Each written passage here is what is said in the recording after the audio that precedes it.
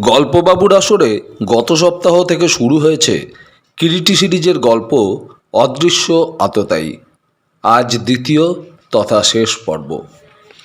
গল্পটির প্রথম পর্বের লিঙ্ক এই পর্বের ডেসক্রিপশন, আই বাটন এবং এন্ড স্ক্রিনে দেয়া রইল।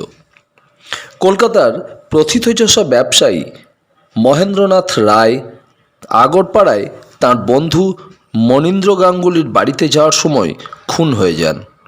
তাঁর দেহ পাওয়া যায় আগরপাড়ার লাইনের ধারে। ঘটনায় প্রকাশ মিস্টার রায়রা 3 বন্ধু ছিলেন। তার মধ্যে ডক্টর নলিনী চৌধুরী মারা যান ক্যান্সারে। মৃত্যুর পূর্বে তিনি তাঁর ল্যাবরেটরি দিয়ে যান তাঁর ভাগ্নে ও সহকারী ডক্টর নীরেন স্যান্যালকে।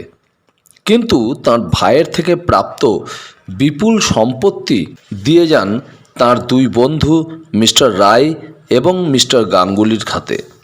তাঁদেরকে অনুরোধ করেন ওই অর্থ দিয়ে একটি বড় ল্যাবরেটরি বানানোর। ওই অর্থ কিন্তু নগদে দিয়ে যাননি তিনি। দুজনকে 2টি চিঠি দিয়ে যান, আর চিঠি দুটোও খুব মজার। একটি 3 কোনা কাগজ, যা একটি আয়তাকার কাগজ থেকে কোনাকুনি কাটা, তাতে কয়েকগুলি সংখ্যা লেখা, আর নিচে লেখা অ্যালফাবেট। এই চিঠির ব্যাপারে আলোচনা করতে গিয়েই মিস্টার রায় খুন হন। কিন্তু মিস্টার গাঙ্গুলি বলেন তিনি মিস্টার রায়কে কোনো চিঠি লিখে আগরপাড়ায় আমন্ত্রণ করেননি, কারণ চিঠিটি টাইপ করে দেওয়া, আর তাঁর কাছে কোনো টাইপরাইটারও নেই এবং তিনি টাইপিং জানেনও না।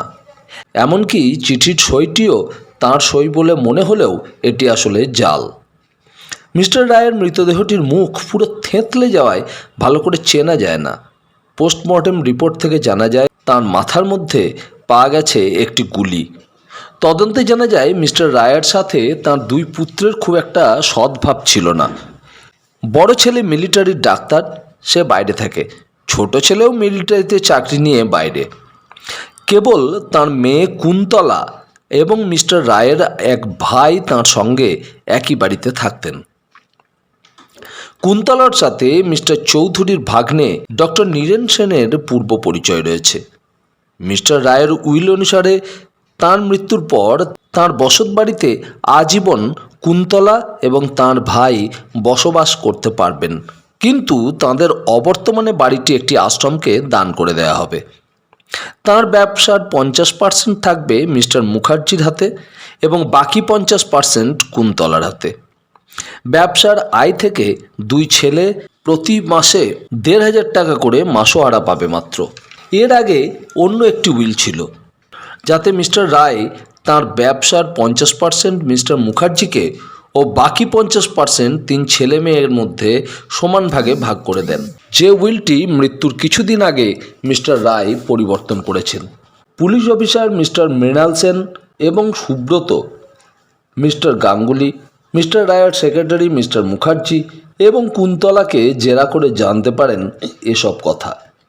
এরপর তাঁরা ডক্টর নীরেন স্যান্যালের সঙ্গে দেখা করবেন বলে মনস্থ করেন। এরপর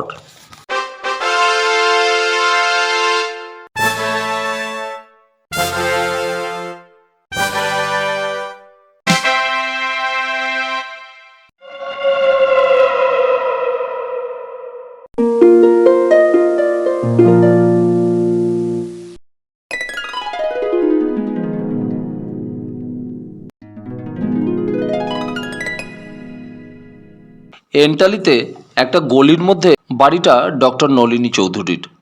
দোতলা বাড়ি, লাল রঙের। পাড়াটা অনেক দিনের পুরনো, বাড়িটাও পুরনো। ওই বাড়িটাই ভাড়া নিয়ে একসময় ডাক্তার নলিনী চৌধুরী তাঁর ল্যাবরেটরি গড়ে তুলেছিলেন দোতলায়। দোতলায় সর্বসমেত 4খানি ঘর।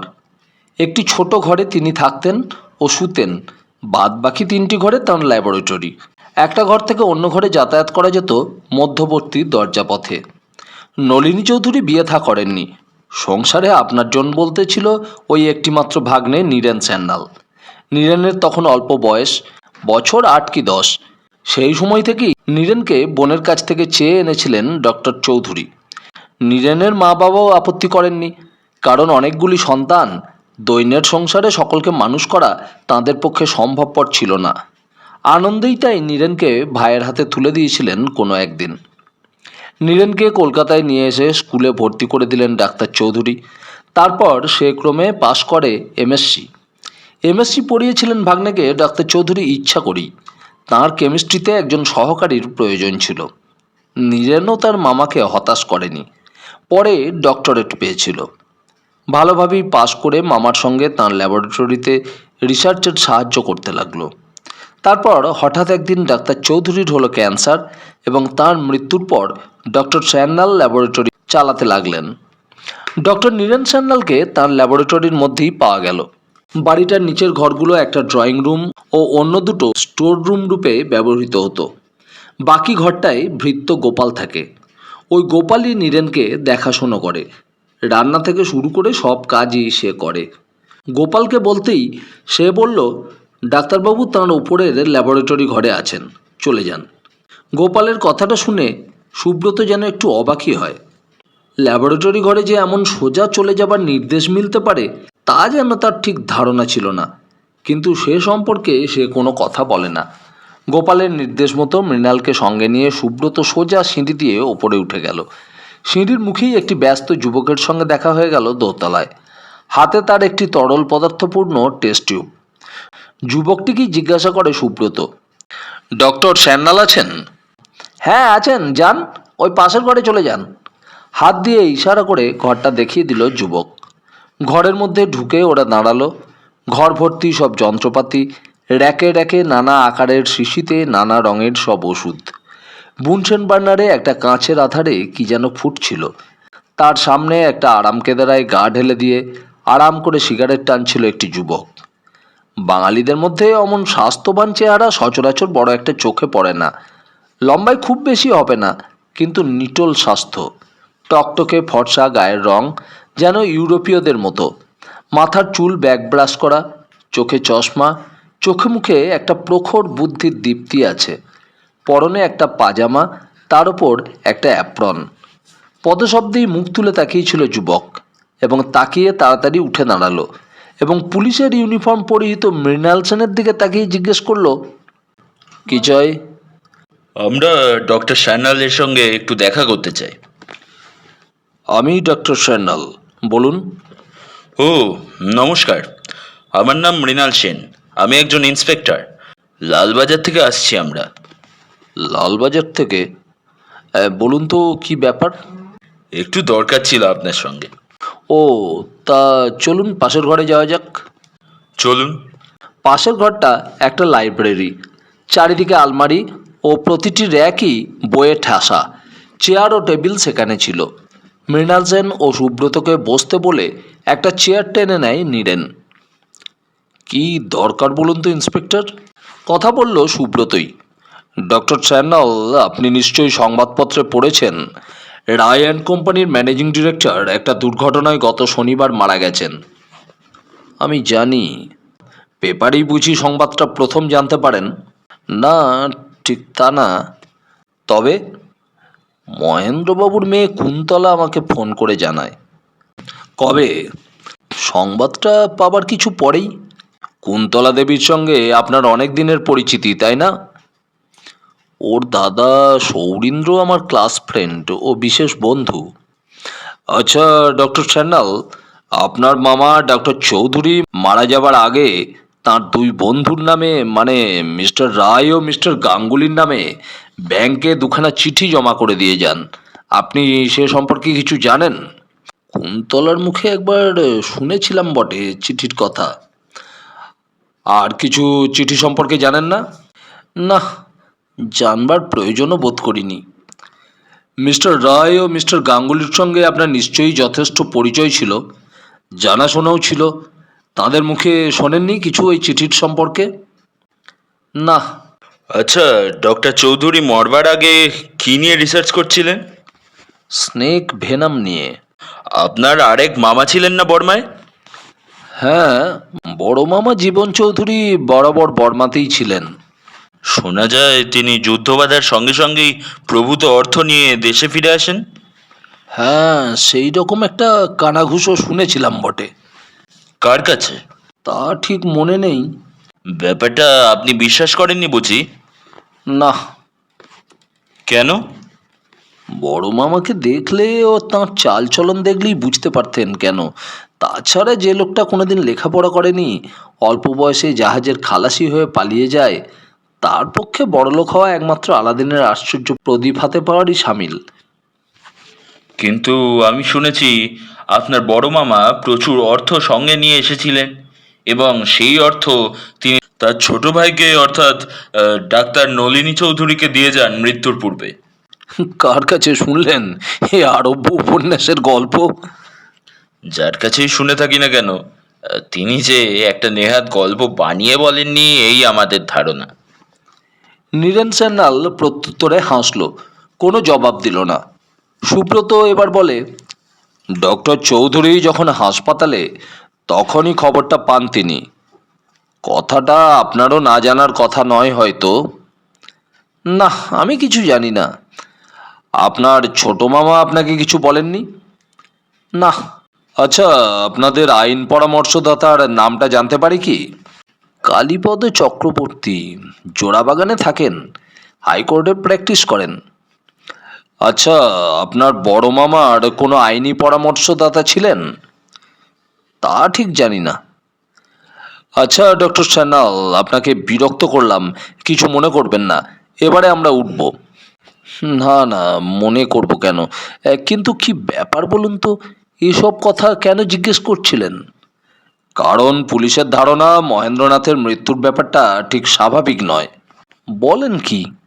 হ্যাঁ, ব্যাপারটা মার্ডার বলেই আমাদের ধারণা। মৃণাল সেন বলে, ও নো, ইউ ডোন্ট এক্স্যাক্টলি মিন ইট। সুব্রত সে কথার জবাব না দিয়ে বলে, আচ্ছা চলি, নমস্কার। সুব্রত অতঃপর মৃণাল সেনকে নিয়ে ঘর থেকে বের হয়ে গেল।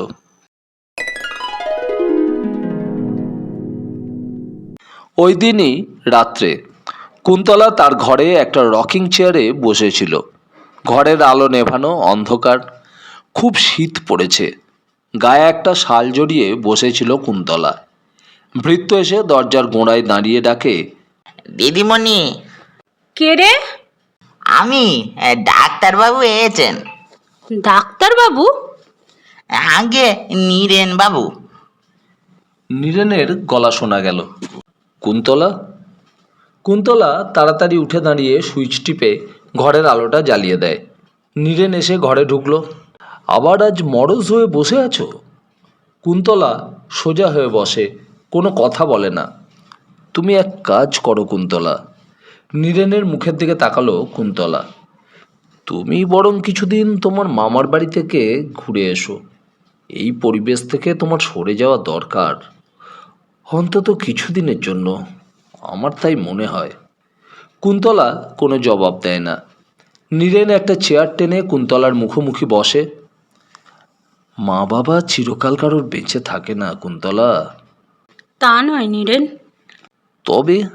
তবে কি? বাবার মৃত্যু হয়েছে একটা দুর্ঘটনায়। কিছুতেই যেন কথাটা ভুলতে পারছি না।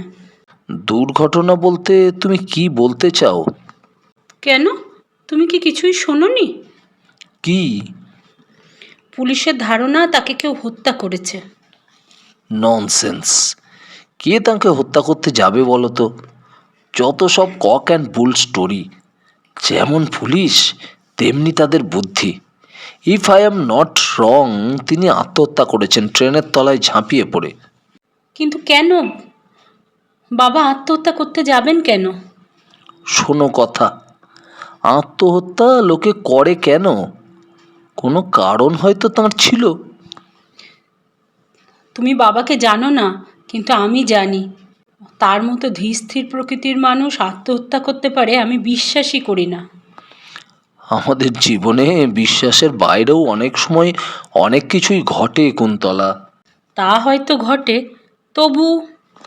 বেশ, তোমার কথাই না হয় মেনে নিলাম, কিন্তু যা হয়ে গিয়েছে তা তো আর ফিরবে না। তখন মিথ্যে ভেবে কি হবে? সত্যি বাবার জন্য ভারী দুঃখ হয়। হি ওয়াজ সো লোনলি। দেখো কুন্তলা, একটা কথা তোমাকে এতদিন আমি বলিনি, কিন্তু আজ তোমার কথাটা শুনে কেন যেন মনে হচ্ছে। কি? তোমার বাবার বন্ধু ওই মনীন্দ্র গাঙ্গুলি লোকটা, কি? মনে হয় ওর এই ব্যাপারের মধ্যে কোনো হাত আছে। না না, এসব তুমি কি বলছো নীরেন? ভুলো না, অনেকগুলো টাকা তোমার বাবার কাছে ধার তো লোকটা। কিন্তু সে টাকার জন্য তো বাবা কোনোদিন তাকে তাগাদা দেননি। দেননি? তাহলেও একদিন তো তাকে শোধ করতেই হবে। এই করারই তো সে টাকা ধার নিয়েছিল। তাছাড়া কি? আজ পুলিশ ইন্সপেক্টর মিস্টার সেন আমার কাছে আসবার পর থেকে কেন যেন আমার একটা কথা মনে হচ্ছে। কি কথা? আমার বড় মামার চিঠির মধ্যে সত্যিই হয়তো কোনো গুরুত্বপূর্ণ ইঙ্গিত ছিল, যদিও এখনো বিশ্বাস করতে পারছি না। কি? বড় মামা কোনো টাকা কড়ি নিয়ে আসতে পারেন বার্মা থেকে। ব্যাপারটা অত্যন্ত অ্যাবসার্ড, অসম্ভব যেন মনে হয় এখনো।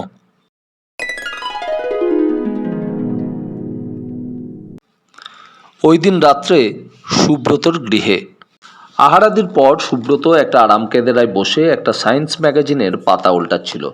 ভৃত্য এসে বলল, আগরপাড়া স্টেশনের স্টেশন মাস্টার রসময়বাবু দেখা করতে এসেছেন।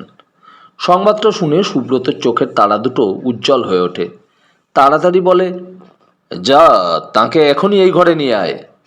সুব্রত গত পরশু আগরপাড়া গিয়ে রসময়বাবুর সঙ্গে আলাপ করে বেশ একটু ভদ্রলোক সম্পর্কে ইন্টারেস্টই বোধ করেছিল, কৌতুকও একটু যেন বোধ করেছিল। ভদ্রলোকের মনে ক্রাইম ডিটেকশনের একটা শখ আছে কথাবার্তায় বুঝতে পেরে। আপনার সঙ্গে কথা বলে বুঝতে পারছি ডিটেকশনের ব্যাপারে আপনি বেশ ইন্টারেস্টেড। তা আপনি পুলিশ লাইনে গেলেন না কেন বলুন তো? সুব্রত বলেছিল একসময় রসময়কে। হয়ে উঠল না, বুঝলেন না? রসময় বলেছিল লজ্জার হাসি হেসে। এ কেসটায় কিন্তু আপনার সাহায্য আমি নেব। নিশ্চয়ই নিশ্চয়ই, এ তো আমার গর্বের কথা। বলুন না কি করতে হবে? দুটি কাজ করতে হবে। প্রথমত দেখবেন তো যেখানে মৃতদেহ পাওয়া গিয়েছে তার আশেপাশে কালো রঙের মরক্কো লেদারের একটা ফোলিও ব্যাগ পাওয়া যায় কিনা। দেখবো বই কি, নিশ্চয়ই করে দেখব। আর ওই দিন মানে দুর্ঘটনার রাত্রে কটন মিল থেকে কোনো ওয়াগন গুডস ট্রেনের সঙ্গে জুড়ে দেওয়া হয়েছিল কিনা এই খবরটা। এ আর এমন কি, দিতে পারবো খবরটা আপনাকে। গুডস ট্রেন সে রাত্রে গেছে কিনা সে তো আমার ডায়েরিতেই আছে। আর কিছু? হ্যাঁ, ওই দেশবন্ধু কলোনিতে যে রেস্তোরাঁটা আছে যার নাম পান্থনিবাস, তার অধিকারী ওই ঋষিবাবুর কাছ থেকে খোঁজ নেবেন সে রাত্রে সন্ধে 6টা থেকে রাত 9টা পর্যন্ত কারা সেদিন রেস্তোরাঁয় কফি চা পান করতে গিয়েছিল। ঋষির সঙ্গে তা আমার আলাপ আছে, সেও একটি রহস্য গল্পের পোকা। মধ্যে মধ্যে সে আমার কাছে বই নিতে আসে, তার কাছেই খবরটা পেয়ে যাব। রসময় তার জবাব দেয়। সুব্রত বুঝতে পারে রসময় নিশ্চয়ই কোনো খবর সংগ্রহ করে এনেছে, নচেত এই শীতের রাত্রে ছুটে আসতো না এত দূরে। রসময় এসে ঢুকলো, হাতে একটা ছোট ফোলিও ব্যাগ। আসুন আসুন রসময়বাবু, আসুন, বসুন। রসময় বসল। তারপর কি খাবেন বলুন? চা, কফি? না না, এই সেসবের কিছু প্রয়োজন নেই। বিলক্ষণ, তাই কি হয়? আচ্ছা, কফি আনানো যাক। হরি, কফি নিয়ে আয়। তারপর এনি নিউজ? কিছু খবর আছে? আছে। ফোলিওটা পেয়েছেন নাকি? নিশ্চয়ই, এই দেখুন। সুটকেস থেকে একটা কালো মরক্কো লেদারের দামি ফোলিও ব্যাগ রসময় বের করে দিল। ব্যাগটা নোংরা হয়ে গিয়েছে। ঘুরিয়ে ফিরিয়ে দেখলো সুব্রত ফোলিও ব্যাগটা। এম.এন. রায় নামটা সোনার জলে মনোগ্রাম করা আছে ফোলিও ব্যাগের গায়ে। সুব্রত ব্যাগটা খুলে ফেলল। ব্যাগের ভিতরে কিছু টাকা পাওয়া গেল। নোট 5-এর হবে, 100 টাকা ও 10 টাকা এবং 5 টাকার নোট। কিছু টাইপ করা কাগজপত্র, সব কিছু ঘাঁটা, এলোমেলো যেন ভেতরটা। সুব্রত ব্যাগটা ধীরে ধীরে আবার বন্ধ করে রাখলো। এই ব্যাগটাই খুঁজছিলেন তো স্যার? হ্যাঁ, পেলেন কি? এই যা খুঁজছিলেন আর কি। রসময়ের কণ্ঠে আগ্রহ ও উত্তেজনা। সুব্রত মৃদু হেসে বলে, ব্যাগটাই আমি খুঁজছিলাম রসময় বাবু, অন্য কিছু নয়। ভৃত্য কফি নিয়ে এলো ওই সময়। কফি পান করার পর রসময় বলে, সে রাত্রে 11টায় গোয়ালন্দের দিকে একটা গুডস ট্রেন গেছে স্যার। সেই ট্রেনে রূপশ্রী কটন মিল থেকে 7টা ওয়াগন গেছে। কখন সেগুলো গুডস ট্রেনের সঙ্গে অ্যাটাচড করা হয়? আগে তাই এই রাত 8টার পর। একটা ইঞ্জিন গিয়ে মেল ইয়ার্ড থেকে ওয়াগনগুলো টেনে এনে মেল ট্রেনের সঙ্গে অ্যাটাচ করে দেয়। তাহলে ওই সময়ই। অন্যমনস্ক ও কতকটা যেন আত্মগতভাবেই কথাটা বলে সুব্রত। কি স্যার? না কিছু না, আরও একটা খবর আছে স্যার। কি বলুন তো? সে রাত্রে সন্ধ্যার সময়, মানে 6টা নাগাদ মিস্টার গাঙ্গুলি রেস্তোরাঁয় গিয়েছিলেন। তাই নাকি? হ্যাঁ, এবং রাত 8টা পর্যন্ত সেখানেই ছিলেন। সত্যি? হ্যাঁ স্যার, ঋষি বললে। আরও একটা জিনিস পেয়েছি স্যার, ওই ব্যাগ খুঁজতে খুঁজতে রেল লাইনের উপর। কি? রসময় এবার একটা ইংরেজি এস অক্ষরের মতো অনেকটা দেখতে লোহার রড, যা সাধারণত ঘরে ফ্যান টাঙানোর জন্য প্রয়োজন হয়, সঙ্গে একখণ্ড দড়ি বাঁধা সুটকেস থেকে বের করলো। দেখুন স্যার, এটা এই দেখুন, এতে রক্ত শুকিয়ে আছে। সুব্রত পরীক্ষা করে দেখল রসময়ের কথাটা মিথ্যা নয়। সত্যিই দড়িটার গায়ে রক্তের দাগ। সুব্রতর চোখ মুখ উজ্জ্বল হয়ে ওঠে। সে বলে, ধন্যবাদ ধন্যবাদ রসময় বাবু, এতক্ষণে ব্যাপারটা আমার কাছে পরিষ্কার হলো। মৃতের চোখ মুখ মাথা কেন অমন করে থেঁতলে গিয়েছে।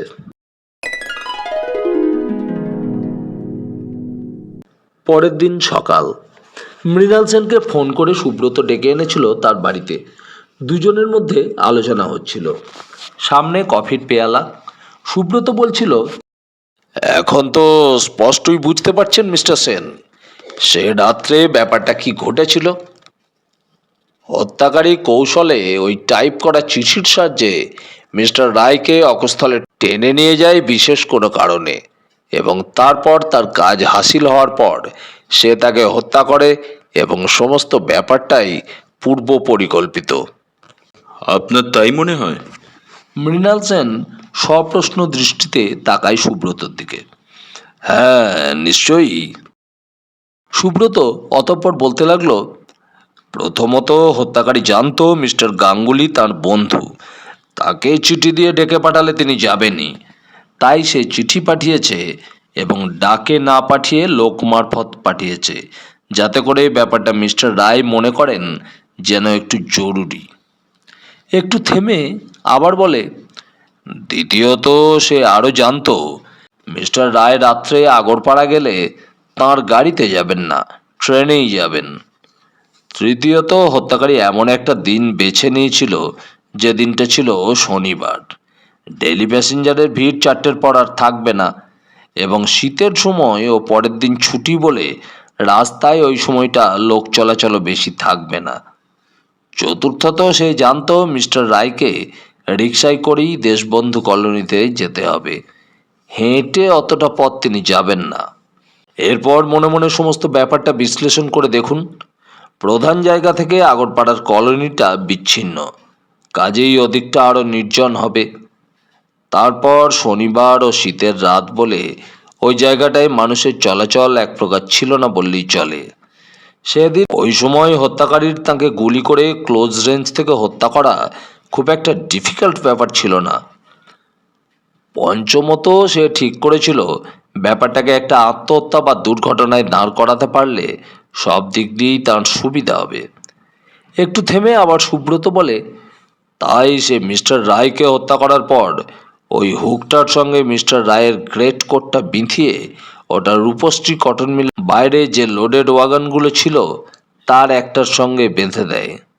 ওয়াগনগুলো তারপর যখন ইঞ্জিন টেনে নিয়ে যায়, সেই সময় মৃতদেহ লাইনের স্লিপার ও পাথরের ওপর দিয়ে হেঁচড়াতে হেঁচড়াতে যায়, এবং ওইভাবে হেঁচড়ে হেঁচড়ে যাওয়ায় হয়তো এক সময় দড়িটা ছিঁড়ে লাইনের ওপরই পড়ে যায়, যার ফলে মুখখানা অমন ক্ষতবিক্ষত হয়ে যায়। নচেত গুলি লেগে ওভাবে থেঁতলে যেতে পারে না। ওইভাবে মৃতদেহের মুখটা বিকৃত করার পিছনে হয়তো আরও একটা অভিসন্ধি ছিল হত্যাকারীর, চট করে মৃতদেহ যাতে কেউ আইডেন্টিফাই না করতে পারে, এবং সে কারণেই হয়তো পোলিও ব্যাগটাও দূরে ছুঁড়ে ফেলে দিয়েছিল।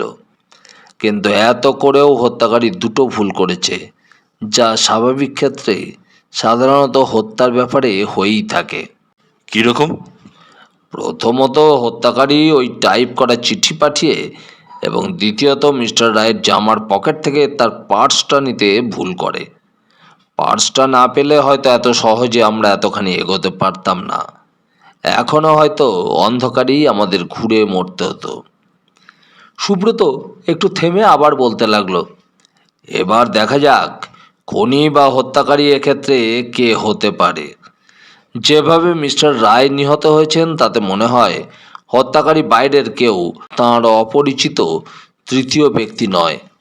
যাঁরা মিস্টার রায়ের সঙ্গে ঘনিষ্ঠভাবে পরিচিত ছিল তাদেরই মধ্যে একজন কেউ। এই কথা বলতে গেলে তো অনেকেই সন্দেহের তালিকায় এসে পড়েন।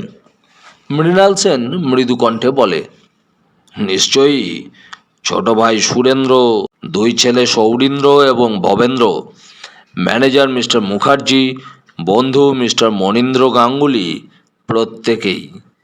কিন্তু কি?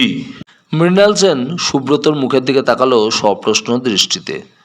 হত্যাকারীকে বিচার করতে হবে মোটিভ, প্রবাবিলিটি ও চান্স, সব দিক দিয়েই। প্রথমত দেখা যাক প্রবাবিলিটির দিক থেকে কাকে কাকে ওদের মধ্যে সন্দেহ করা যেতে পারে। একটু থেমে সুব্রত বলতে লাগলো, মিস্টার রায়ের মৃত্যুতে যাদের নাম করলেন ওরা সকলেই জানতো ওদের মধ্যে কেউই লাভবান হবে না। এখন দেখা যাক কে কোথায় হত্যার সময় ছিল। বড় ছেলে সৌরীন্দ্র অকুস্থান থেকে দুর্ঘটনার সময় অনেক দূরে ছিল, কাজেই তাকে আপাতত বাদ দেওয়া যেতে পারে সন্দেহের তালিকা থেকে, যদিও বাপের সঙ্গে তারও বনিবনা ছিল না এবং বাপের মৃত্যুতে সে লাভবানও হতো। দ্বিতীয়ত ছোট ছেলে ভবেন্দ্র, দুর্ঘটনার মাত্র কয়েকদিন আগে তাকে কলকাতায় দেখা গিয়েছিল। বাপের সঙ্গে তর্কাতর্কি হয়, বাপকে সে শাসিয়ে যায়। শুধু তাই নয়, সে একজন আর্মির লোক, আর্মি 38 রিভলভারও তার কাছে থাকা সম্ভব। মোটিভ তো তার ছিলই, উপরন্তু চান্সও ছিল প্রচুর। ছোট ভাই সুরেন্দ্র? হ্যাঁ, ছোট ভাই সুরেন্দ্র। দুর্ঘটনার রাত্রে সে সন্ধ্যে 7টা থেকে রাত 10টা পর্যন্ত বাড়িতেই ছিল। তারপর এক বন্ধু এসে তাকে তাসের আড্ডায় টেনে নিয়ে যায়। সেখানে রাত 2টো পর্যন্ত তাস খেলেছে। অতএব তার ক্ষেত্রে প্রবাবিলিটি একেবারে নীল। মোটিভ থাকলেও চান্সের কথা তো আসেই না। মিস্টার গাঙ্গুলি? মৃণাল সেন প্রশ্ন করে এবার। হ্যাঁ, মিস্টার গাঙ্গুলির কথাটা বিশেষ করে জানতে হবে, কারণ তাঁর সময়ের অ্যালিবাইটা এখনও প্রমাণিত হয়নি। মোটিভ অবশ্য ছিল, চান্স তো খুবই বেশি ছিল। বিশেষ করে ওই টাকার ব্যাপারটা। হ্যাঁ, সেটা আমিও ভাবছি। তারপর ধরুন মিস্টার মুখার্জি, তিনি প্রথমত উইলের ব্যাপারটা সব জানতেন, এবং দ্বিতীয়ত মিস্টার রায়ের মৃত্যুতে তিনি বিশেষভাবে লাভবান হবেন। সবচাইতে বড় কথা, ওই দিনকার মিস্টার মুখার্জির গতিবিধি সম্পর্কেও আমরা সঠিক কোনো প্রমাণ জোগাড় করতে পারিনি আজ পর্যন্ত। আমার কিন্তু মনে হচ্ছে আপনি আমার সঙ্গে একমত হবেন কিনা জানি না, ওই বন্ধু মিস্টার গাঙ্গুলি মিস্টার রায়ের হত্যাকারী। মৃণাল সেন বলে। সুব্রত কোনো জবাব দেয় না, মৃদু হাসে। ময়নাতদন্ত করে জানতে পারা গেল মৃত্যুর কারণ রিভলভারের গুলি। গুলিটা তার ব্রেন ম্যাটারের মধ্যে ইম্প্যাক্টেড হয়েছিল, বেস অফ দ্য স্কাল ভেদ করে থ্যালামাসে গিয়ে পৌঁছেছিল এবং মৃত্যু তাতেই ঘটেছিল। সেনের ধারণা মহেন্দ্রনাথ রায়ের মৃত্যুর কারণ অ্যাক্সিডেন্ট বা আত্মহত্যা কোনোটাই নয়, তাকে হত্যা করা হয়েছে রিভলভারের গুলির সাহায্যে। দিন 2 পরে শীতের ধোঁয়া যেন কলকাতা শহরের পথে একটা শ্বাসরোধকারী পর্দা টেনে দিয়েছে। সুব্রত এসে তার গাড়ি থেকে নামলো মিস্টার রায়ের গড়িয়াহাটার বাড়ির পোর্টিকোর সামনে। বেল বাজাতেই বেয়ারা এসে দরজা খুলে দিল। কাকে চাই? মিস্টার রায় আছেন? হ্যাঁ। তাঁকে আমার সেলাম দাও, বলো সুব্রতবাবু এসেছেন। বসুন এসে ভেতরে, আমি খবর দিচ্ছি। বেয়ারা সুব্রতকে ড্রয়িং রুমে বসিয়ে ভিতরে চলে গেল খবর দিতে। হঠাৎ জুতোর একটা শব্দ শুনে সুব্রত মুখ তুলে তাকায়। ডক্টর নীরেন স্যান্যাল। মিস্টার রায় না? নীরেন স্যান্যাল বলে। হ্যাঁ, নমস্কার। কুন্তলার সঙ্গে দেখা করতে এসেছেন বুঝি? সে আসছে। তারপর আপনাদের ইনভেস্টিগেশন কতদূর এগোলো? একটা ব্যাপার বোঝা যাচ্ছে, মার্ডার। বলেন কি? হ্যাঁ, পোস্টমর্টমে ব্রেনে বুলেট পাওয়া গিয়েছে। রিয়েলি? হ্যাঁ। স্যাড। আচ্ছা, চলি mister Roy. Good night. Good night. Doctor Niren Sanyal চলে গেলেন। একটু পরেই কুন্তলা এসে ঘরে ঢুকলো। সমস্ত চোখে মুখে একটা ক্লান্তি যেন ব্যাপ্ত হয়ে আছে। চুল বোধহয় বাঁধেনি আজ কুন্তলা। রুক্ষ তেলহীন ভ্রমরকৃষ্ণ কেশদাম পিঠের ওপর ছড়িয়ে আছে। কালো ভেলভেট পাড় একটা শাড়ি ও সাদা ব্লাউজ। নমস্কার, আপনাকে আজ আবার একটু বিরক্ত করতে এলাম কুন্তলা দেবী। না না, বিরক্তির কি আছে? কুন্তলা সামনের একটা সোফায় উপবেশন করল। পুলিশ বলছে, মানে তাদের মতে এটা একটা হত্যা, মানে মার্ডার কেস। সুব্রত বলে। না না, আপনি কি বলছেন সুব্রতবাবু? হ্যাঁ, ব্রেন ম্যাটারে গুলি পাওয়া গেছে, রিভলভারের গুলি। হ্যাঁ, এই যে আমি কিছুতেই বিশ্বাস করতে পারছি না। বাবাকে কে হত্যা করবে, আর কেনই বা হত্যা করবে? আচ্ছা মিস্টার রায়, রিসেন্টলি আপনার ছোটদা কি কলকাতায় এসেছিলেন? না, না তো। ঠিক জানেন? হ্যাঁ, তবে তবে মাসখানেক আগে ছোটদার একটা চিঠি আমি পেয়েছিলাম। চিঠি? হ্যাঁ। কি লিখেছিলেন তাতে? কুন্তলা যেন একটু চুপ করে থাকে, একটু যেন ইতস্তত করে, তারপর মৃদু কণ্ঠে বলে। ও, ছোটদা কিছু টাকার জন্য আমাকে লিখেছিল। টাকা? হ্যাঁ, বাবার কাছ থেকে কিছু টাকা চেয়ে তাকে যদি পাঠাতে পারি তাই লিখেছিল। কেন? কেন টাকার দরকার সে সম্পর্কে কিছু লিখেছিলেন চিঠিতে আপনাকে? না, তবে তবে ছোটদা চিরদিনই একটু বেশি খরুচে, একটু বেহিসাবি প্রকৃতির। হয়তো কিছু ধার দেনা হয়েছিল। তা আপনি আপনার বাবাকে বলেছিলেন কথাটা? হ্যাঁ। কি বললেন তিনি? গালাগালি করলেন, টাকা দেননি। আপনি সে কথা আপনার ছোটদাকে জানিয়েছিলেন? হুম। তারপর তার আর কোনো চিঠি পাননি? না। কিন্তু কেন, কেন এত কথা তার সম্পর্কে জিজ্ঞাসা করছেন সুব্রতবাবু? কুন্তলার স্বরে গভীর উৎকণ্ঠা প্রকাশ পায়। কুন্তলা দেবী, আপনি বোধহয় জানেন না একটা কথা। কি? কি জানি না? আপনার ছোটদা কিছুদিন আগে কলকাতায় এসেছিলেন। হঠাৎ যেন চমকে ওঠে কুন্তলা। কে কে আপনাকে একথা বলেছে? মিস্টার মুখার্জি। মুখার্জি কাকা? হ্যাঁ, এবং তিনি আপনার বাবার সঙ্গে গিয়ে অফিসে দেখাও করেন। কুন্তলার মুখ যেন রক্তহীন ফ্যাকাশে হয়ে গিয়েছে তখন। কুন্তলা দেবী। কোনো সাড়া নেই। মিস রায়? হ্যাঁ। কুন্তলা মুখ তুলে তাকালো সুব্রতর দিকে। আপনার সঙ্গেও তিনি দেখা করেছিলেন, তাই না? হ্যাঁ।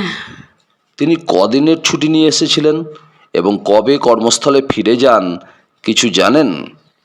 2 দিনের ছুটি নিয়ে এসেছিল। কিন্তু এসেছিলেন কেন? টাকার জন্যে নিশ্চয়ই। হ্যাঁ। টাকাটার খুব প্রয়োজন ছিল, তাই না? হ্যাঁ। কত টাকা? প্রায় 1000 টাকা। টাকাটার জোগাড় হয়েছিল কি?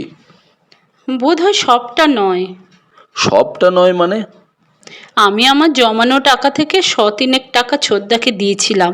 না না, আর একটা কথা, আপনার ছোটদা মিলিটারি ইউনিফর্মে এসেছিলেন কি? হ্যাঁ। সঙ্গে রিভলভার ছিল? হ্যাঁ।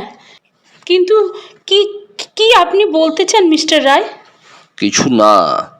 আচ্ছা, এবার আমি উঠবো মিস্টার রায়। এবং কুন্তলা কিছু বলার আগেই ঘর থেকে বের হয়ে এসে সোজা গাড়িতে উঠে গাড়ি স্টার্ট দিল সুব্রত।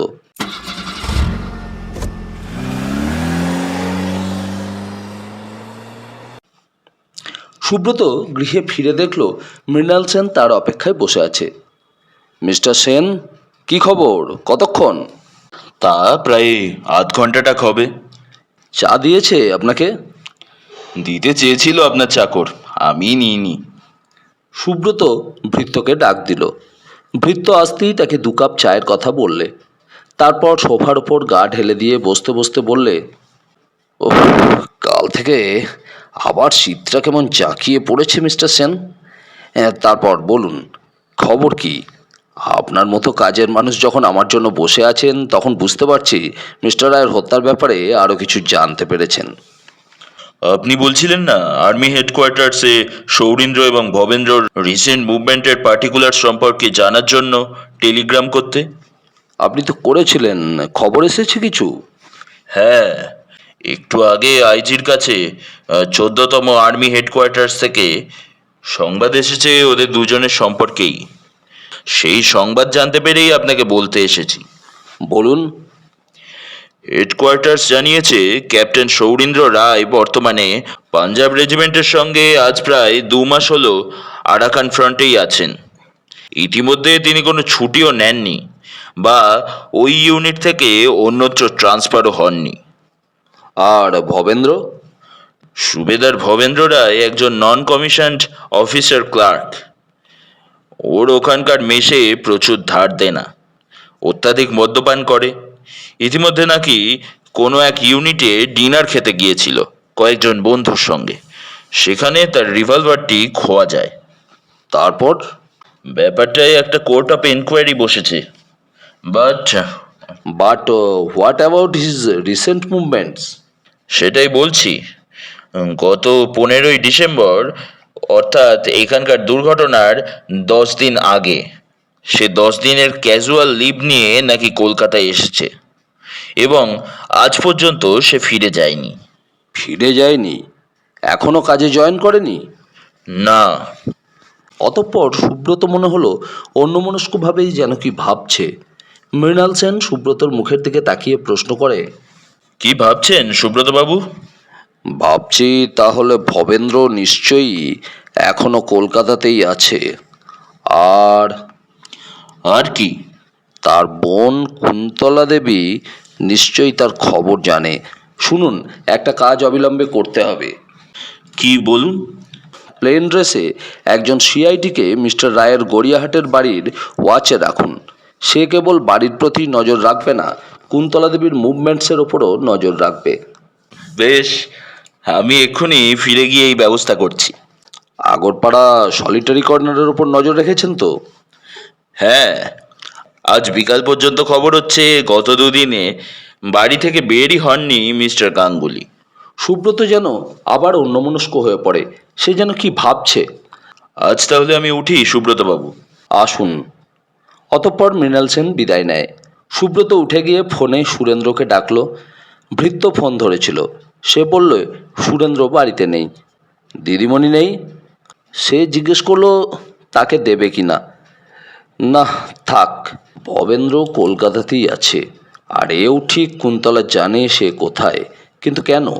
ছুটি শেষ হওয়া সত্ত্বেও ভবেন্দ্র কেন এখনো ফিরে গেল না চাকুরিস্থলে? ডেজার্টার হলে আর্মির লোকের কোর্ট মার্শাল হয়, শাস্তি হয়। তা কি সে জানে না? নিশ্চয়ই জানে। তবে ফিরে যায়নি কেন? কুন্তলা তার ওই ছোটদাকে মনে হয় একটু বেশিই ভালোবাসে। ওই ছোটদার উপরে তার যেন একটা দুর্বলতা আছে। কুন্তলার চেহারাটা সুব্রতর মনের পাতায় ভেসে ওঠে। বিষণ্ণ মুখ, রুক্ষ কেশভার, কপাল ও চোখ দুটি ভারী সুন্দর। যেন কপালের উপর কয়েক গাছি চূর্ণ কুন্তল এসে পড়েছে। কুন্তলার নামটি কিন্তু ভারী মিষ্টি, ডাকতেও ভালো লাগে। সুব্রত হঠাৎ যেন সম্বিত ফিরে পায়। বিরক্ত হয়ে ওঠে নিজের ওপরই। এসব কি ভাবছে সে? আবোল তাবোল কী সব চিন্তা করছে। ঘড়ির দিকে তাকালো সুব্রত। রাত 10:30। সুব্রত উঠে পড়ল। ভৃত্যকে খাবার দিতে বলল।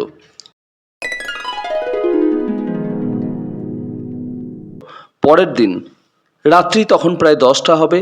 সে রাত্রেও বাইরে প্রচণ্ড শীত, হাড় পর্যন্ত যেন কাঁপিয়ে তোলে। টেলিফোন বেজে উঠল।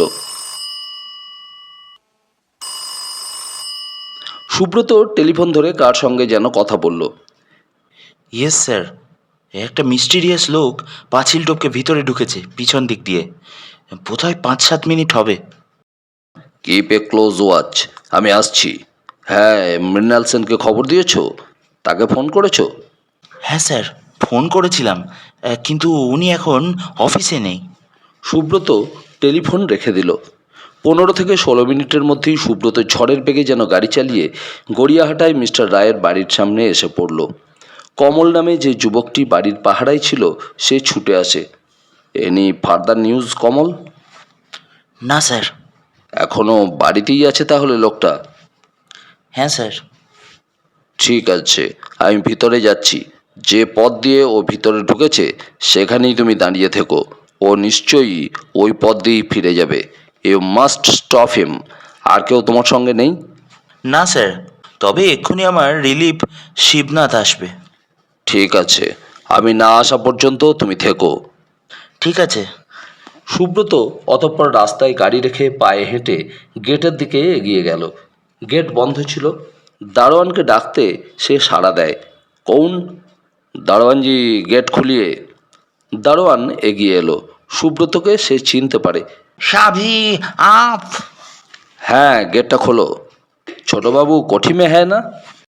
জি নেই তো, ও তো বাহার গয়ে। দারোয়ান গেট খুলে দিল। সুব্রত ভেতরে প্রবেশ করে। উপরে একটা ঘরে আলো জ্বলছে। সুরেন্দ্রর এ সময় থাকার কথা নয়, সুব্রত ভালো করেই জানে। সে এই সময়টা তাস খেলতে যায়, তাই গিয়েছে। কিন্তু বাড়ির মধ্যে ঢোকার যায় কেমন করে? ড্রয়িং রুমের দরজার সামনে এসে দাঁড়ায়। দরজা বন্ধ। একটু ইতস্তত করে সুব্রত, যেন মুহূর্তকাল কি ভাবে। তারপর বেল বাজায় একবার। ভেতরে ডিং ডং মিউজিক শোনা যায়। সুব্রত রুদ্ধ নিঃশ্বাসে দরজার সামনে দাঁড়িয়ে থাকে। এক একটা সেকেন্ড যেন এক একটা ঘন্টা বলে মনে হয়। কলিং বেল আর একবার কিন্তু বাজাতে হলো না। বেয়ারা দরজা খুলে দিল। ছোটবাবু অর্থাৎ সুরেন্দ্রবাবু বাড়িতে আছেন? না তো। কখন বের হলেন? তা প্রায় ঘন্টা 2 হবে। আশ্চর্য, আমাকে তো এই সময় আসতে বলেছিলেন। আসতে বলেছিলেন? হ্যাঁ, বোধহয় এসে যাবেন এখনই। আচ্ছা, আমি বরং একটু বসি। সুব্রত বলে। ভৃত্য কোনো কথা বলে না। দিদিমণি আছেন? হ্যাঁ। কি করছেন? দিদিমণির শরীরটা সকাল থেকে খারাপ, শুয়ে আছেন। আচ্ছা, তুমি যাও, আমি বসছি। বেয়ারা আর কথা বলল না। সুব্রত তার অপরিচিত নয়। 2-4 দিন এখানে এসেছে। একজন পুলিশ অফিসারও প্রথমবার সঙ্গে ছিলেন। সেদিন তো দিদিমণির সঙ্গে অনেকক্ষণ কথাও বলে গেল। বেয়ারার মনে কোনো সন্দেহ জাগে না। বেয়ারা চলে গেল। তার পায়ের শব্দ মিলিয়ে গেলে সুব্রত উঠে দাঁড়ালো। দোতলার একটি ঘরেই মাত্র আলো জ্বলতে দেখেছে সুব্রত। গেট দিয়ে ভেতরে ঢোকবার সময় নিশ্চয়ই ওই ঘরটাই কুন্তলার, দক্ষিণ দিকের ঘরটা। পা টিপে টিপে সুব্রত ড্রয়িং রুম থেকে বেরোলো। একটা হলঘর, এক পাশ দিয়ে সিঁড়ি উঠে গিয়েছে। হলঘরটা অন্ধকার। সিঁড়িতে একটা আলো জ্বলছে স্বল্প শক্তির। চওড়া চওড়া সিঁড়ির ধাপে ধাপে উপরে উঠে গিয়েছে। সুব্রত সিঁড়ি দিয়ে উঠে যায়। দোতলার বারান্দা, টানা বারান্দা। টিমটিমে একটা আলো জ্বলছে বারান্দায়। আলো ছায়ার একটা রহস্য যেন। দক্ষিণ দিককার ঘরটায় আলো জ্বলছে দেখেছে সুব্রত। সেদিকেই পা টিপে টিপে এগিয়ে যায়। কাঁচের সার্চ দিয়ে ঘরের ভেতরকার আলোর আভাস পাওয়া যায়, কিন্তু জানলায় পর্দা থাকায় ভিতরে কিছু নজর পড়ে না। দরজার সামনে এসে দাঁড়ালো সুব্রত। মৃদু ঠেলা দিতেই দরজা খুলে গেল। ভিতরে তাকালো সুব্রত। কুন্তলা পিছন ফিরে দরজার দিকে দাঁড়িয়ে আছে। আর একটা টেবিলে প্লেটে খাবার। কে একজন টুলের ওপর বসে গোগ্রাসে খেয়ে যাচ্ছে। লোকটার বয়স বেশি হবে না, 27-28 বলেই মনে হয়। পরনে একটা পাজামা পাঞ্জাবি, তার উপর একটা আলোয়ান জড়ানো, এক মুখ দাড়ি।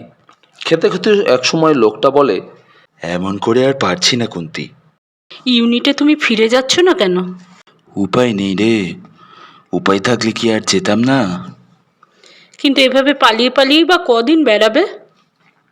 কুন্তলা দেবী। কে? চমকে দুজনেই ফিরে তাকায়, যুগপৎ, কুন্তলা ও ভবেন্দ্র। ভবেন্দ্র ততক্ষণে উঠে দাঁড়িয়েছে। হু হু ইজ হি? ভবেন্দ্র জিজ্ঞেস করে বোনকে। এ কি, আপনি আপনি উপরে এ ঘরে?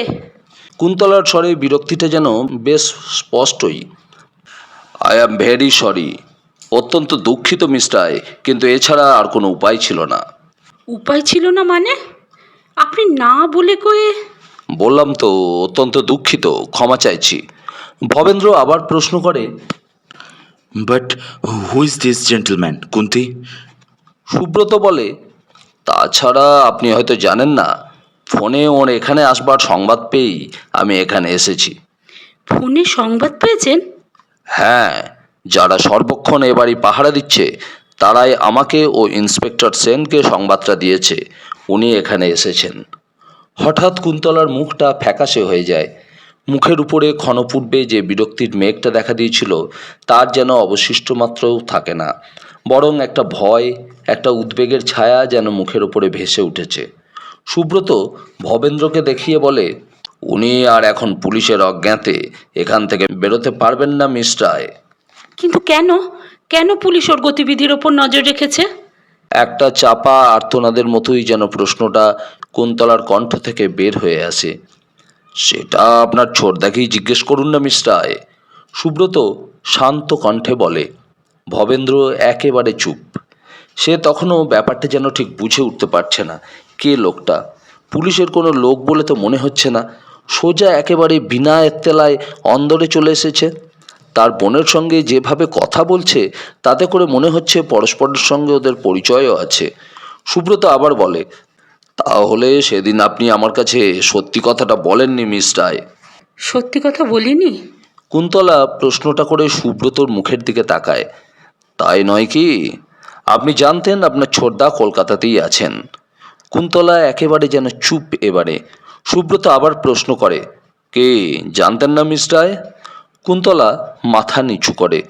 এবার সুব্রত ভবেন্দ্রর মুখের দিকে তাকিয়ে বলে, আপনি নিশ্চয়ই জানেন ভবেন্দ্রবাবু, আপনি আর্মির আইনে একজন ডেজার্টার, এবং ডেজার্টারদের মিলিটারি আইনে কোর্ট মার্শাল হয়।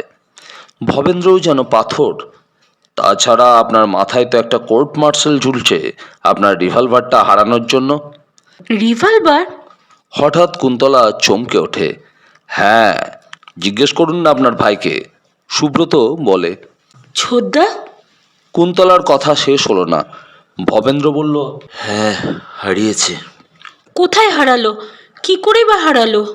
কুন্তলা যেন কতকটা চাপা আর্তনাদের সঙ্গে কথাগুলো উচ্চারণ করে। জানি না, আমি কিচ্ছু জানি না। ভবেন্দ্র হঠাৎ বলে ওঠে, তারপর সুব্রতর দিকে তাকায়। চলুন, আমাকে কোথায় নিয়ে যাবেন, চলুন। ছোদ্দা? কুন্তলা চেঁচিয়ে ডাকে আর্ত গলায়। ভবেন্দ্র বলে, fed up, I am fed up. এভাবে কুকুরের মতো পালিয়ে পালিয়ে আর বেড়াতে পারছি না। সুব্রত হাসল। না ভবেনবাবু, আপনি একটু ভুল করেছেন। পুলিশ আপনাকে একজন ডেজার্টার হিসেবে খুঁজে বেড়াচ্ছে ঠিকই, এবং মিলিটারিও খুঁজছে, কিন্তু আমি। সুব্রতকে বাধা দিয়ে ভবেন্দ্র বলে, জানি জানি, আপনি পুলিশের গোয়েন্দা। না, তাও আমি নই। পুলিশের বা মিলিটারির লোক আমি নই। আপনার সঙ্গে দেখা করতে এসেছি।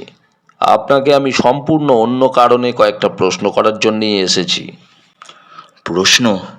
হ্যাঁ, গত 23শে ডিসেম্বর সকাল 8টা থেকে রাত্রি 11টা পর্যন্ত কোথায় ছিলেন আপনি?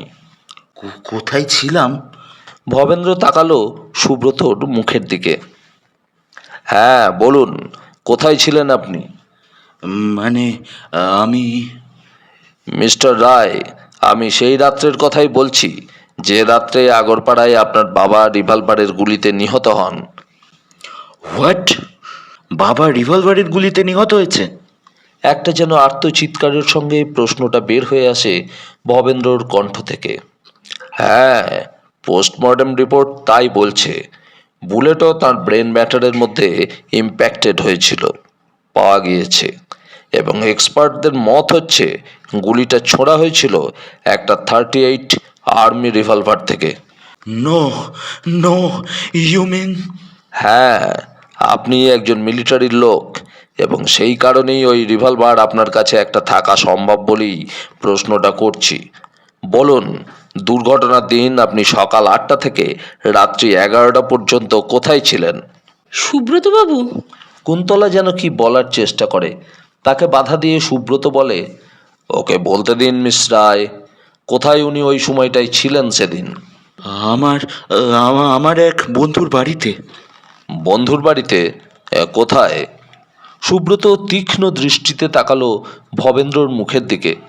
দমদম সিটিতে। সকাল 8টা থেকে রাত্রি 11টা পর্যন্ত? না, বিকালবেলা শ্যামবাজার এসেছিলাম সন্ধ্যার শোতেই সিনেমা দেখতে একবার। কেউ এর সাক্ষী আছে? সাক্ষী? না, সাক্ষী আবার কি থাকবে? আপনার সেদিনকার সন্ধ্যার শোতে সিনেমা দেখার ব্যাপারে কেউ সাক্ষী থাকলে হয়তো ভালো হতো মিস্টার রায়। আচ্ছা মিস রায়, আমি চলি। অসময়ে এভাবে আপনাদের এসে বিরক্ত করার জন্য আমি সত্যিই দুঃখিত। কিন্তু ছোদ্দা? কুন্তলা তার কথাটা শেষ করতে পারে না।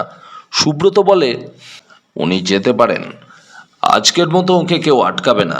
তবে ওর প্রতি আমার একটা বিশেষ অনুরোধ, উনি যত শীঘ্র পারেন বেরিলিতে ওর ইউনিটে ফিরে যান। আচ্ছা চলি, নমস্কার। সুব্রত ঘর থেকে বের হয়ে গেল। পরের দিন সকালে চায়ের কাপ হাতে করে সুব্রত গত রাত্রের কথাটাই ভাবছিল। একটা নির্দিষ্ট পথ ধরে সে একদিন এগোচ্ছিল, কিন্তু কাল রাত্রে অতর্কিতে ভবেন্দ্রর সঙ্গে নাটকীয়ভাবে সাক্ষাৎ হয়ে যাবার পর সুব্রত যেন কেন মনে হচ্ছে মহেন্দ্রনাথের হত্যার ব্যাপারটা মীমাংসায় পৌঁছানোর জন্য ঘটনাগুলোকে যেভাবে মনে মনে সে একদিন ধরে সাজিয়ে নিচ্ছিল, হঠাৎ সেসব কিছু এলোমেলো হয়ে গিয়েছে। মনে হচ্ছে আবার বুঝি প্রথম থেকে ভাবতে হবে, নতুন করে শুরু করতে হবে। একটা সিগারেট ধরালো সুব্রত, কিন্তু কোথা থেকে কি করে শুরু করা যায়? হঠাৎ মনে পড়ল কিরিটিকে। কিরিটির পরামর্শ নিলে কেমন হয়? কথাটা মনে হওয়ার সঙ্গে সঙ্গেই সুব্রত উঠে পড়ল, গায়ে জামা দিয়ে বের হয়ে পড়ল। কিরিটির ওখানে গিয়ে যখন পৌঁছলো, কিরিটি তখন সবে প্রথম কাপ চা শেষ করে দ্বিতীয় কাপটা হাতে তুলেছে। সামনে বসে কৃষ্ণা। দিন দুই হলো কিরিটির ইনফ্লুয়েঞ্জার মতো হয়েছে। কালও জ্বর ছিল, আজ জ্বর নেই। সুব্রতকে ঘরে ঢুকতে দেখে কিরিটি তার মুখের দিকে তাকালো। সুব্রত এসে একটা সোফায় বসলো নিঃশব্দে। চা দেবো ঠাকুরপো? দাও, মৃদুকণ্ঠে সুব্রত বলে। কিরে, একটু যেন চিন্তিত মনে হচ্ছে। কিরিটি এইবার প্রশ্ন করে সুব্রতকে। কৃষ্ণা চায়ের কাপটা এগিয়ে দিতে দিতে বলে, কদিন আসনি যে? সে কথার জবাব না দিয়ে সুব্রত মৃদুকণ্ঠে ডাকে, কিরিটি। হুম। একটা মার্ডার কেস নিয়ে কদিন ধরে হিমশিম খেয়ে যাচ্ছি ভাই। গত 10 দিনের মধ্যে কই মনে তো পড়ে না সংবাদপত্রে একটিমাত্র বিশেষ মৃত্যুর ব্যাপার ছাড়া আর কোনো দুর্ঘটনার কথা পড়েছি। কিরিটি বলে, না না রে, দুর্ঘটনা নয়, রীতিমতো একটা মার্ডার কেস। Murder case? হ্যাঁ। কবে ঘটলো? গত 23শে ডিসেম্বর শনিবার রাত্রে। তুই কি সেই আগরপাড়ার রেল স্টেশনের কাছে কে একজন ধনী বিজনেসম্যান? হ্যাঁ, আমি মহেন্দ্রনাথ রায়ের হত্যার কথাই বলছি। কিরিটি চায়ের কাপে চুমুক দিতে দিতে বলে, আমিও সংবাদপত্রেই পড়েছি, পড়ে মনে হয়েছিল সামথিং মিস্টিরিয়াস। তারপর শুনলাম আইজির কাছে ময়নাতদন্তে মৃতের মাথায় নাকি বুলেট পাওয়া গিয়েছে। সমস্ত ব্যাপারটা শুনলে হয়তো তুই বুঝতে পারবি how brutally he was murdered. মনে হচ্ছে অর্থের জন্যই লোকটিকে নৃশংসভাবে হত্যা করা হয়েছে। সুব্রত একটানা কথাগুলো বলে যায়। তোর ধারণা তাহলে ভদ্রলোককে সত্যি সত্যিই নিষ্ঠুরভাবে হত্যা করা হয়েছে? অন্তত আমার তো তাই ধারণা। ঘটনাটা তোকে খুলে বলি, শোন। সব আগাগোড়া শুনলে হয়তো তুই বুঝতে পারবি। সুব্রত অতঃপর সমস্ত ঘটনাটা গোড়া থেকে শেষ পর্যন্ত বলে যায়। পাইপটায় অগ্নিসংযোগ করে পাইপটা টানতে টানতে কিরিটি আদ্যপান্ত সমস্ত ঘটনাটা শুনে যায়। সমস্ত কাহিনী শোনার পর কিরিটি কিছুক্ষণ চুপ করে যেন কি ভাবে, তারপর মৃদুকণ্ঠে কেবল একটি শব্দই উচ্চারণ করে, কিন্তু আরো কিছু যে ঘটনার মধ্যে ইঙ্গিত দিচ্ছে ভায়া। কিরিটি আবার বলে একটু থেমে, ইঙ্গিত? আরও কিছুর? হুম, কিসের ইঙ্গিত? পঞ্চস্বরের ব্যাপার। সে আবার কি? কিরিটি মৃদু কণ্ঠে এবার বলে, ওই কুন্তলা দেবী। কুন্তলা দেবী? হুম, তোর মনে যেভাবে রেখাপাত করেছেন ভদ্রমহিলা। রাবিশ। রাবিশ নয় বন্ধু, মনের দিকে তাকিয়ে দেখো, ওই রাবিশের তলাতেই মণিরত্ন লুকিয়ে আছে। দেখ, তোর কাছে কোথায় এলাম একটা পরামর্শ নিতে, না তুই ইয়ার্কি শুরু করে দিলি। সুব্রতর কণ্ঠে একটা উষ্মার আভাস ফুটে ওঠে যেন। কণ্ঠে তোর ওই উষ্মার সুর কিন্তু বন্ধু অন্য রাগ প্রকাশ করছে। কৃষ্ণা হেসে ওঠে। হাস্য কি? বরণডালা সাজাও না সুব্রত, যাত্রা তোর এবারে সত্যি মহেন্দ্রক্ষণেই হয়েছে, মহেন্দ্র ভবনে, এই কথা বলতেই হবে। ঠিক আছে, তাহলে তুই ইয়ার্কি কর, আমি চলি। সুব্রত উঠে দাঁড়ায়। আরে বস, আমিও তোর সঙ্গে একমত। একমত? হ্যাঁ, ভদ্রলোককে সত্যি সত্যি গুলি করে হত্যা করে ব্যাপারটাকে একটা অ্যাক্সিডেন্টের রূপ দেওয়ার চেষ্টা করা হয়েছে। তুইও তাহলে তাই মনে করিস? হ্যাঁ, তবে কতকগুলো জিনিস তুমি এড়িয়ে গিয়েছো বন্ধু। এড়িয়ে গিয়েছি? হ্যাঁ, কি? প্রথম অর্থাৎ 1 নম্বর, ডাক্তার নলিনী চৌধুরীর 2 বন্ধুকে লেখা ব্যাংকে ডিপোজিট দেওয়া চিঠি দুটো। কিন্তু ত্রিকোণাকার সেই পৃথক দুখণ্ড কাগজকে একত্রে জোড়া দাও, হয়তো কোনো রহস্যের হদিশ পাবে। তারপর 2 নম্বর, কি? একটি টাইপরাইটিং মেশিন।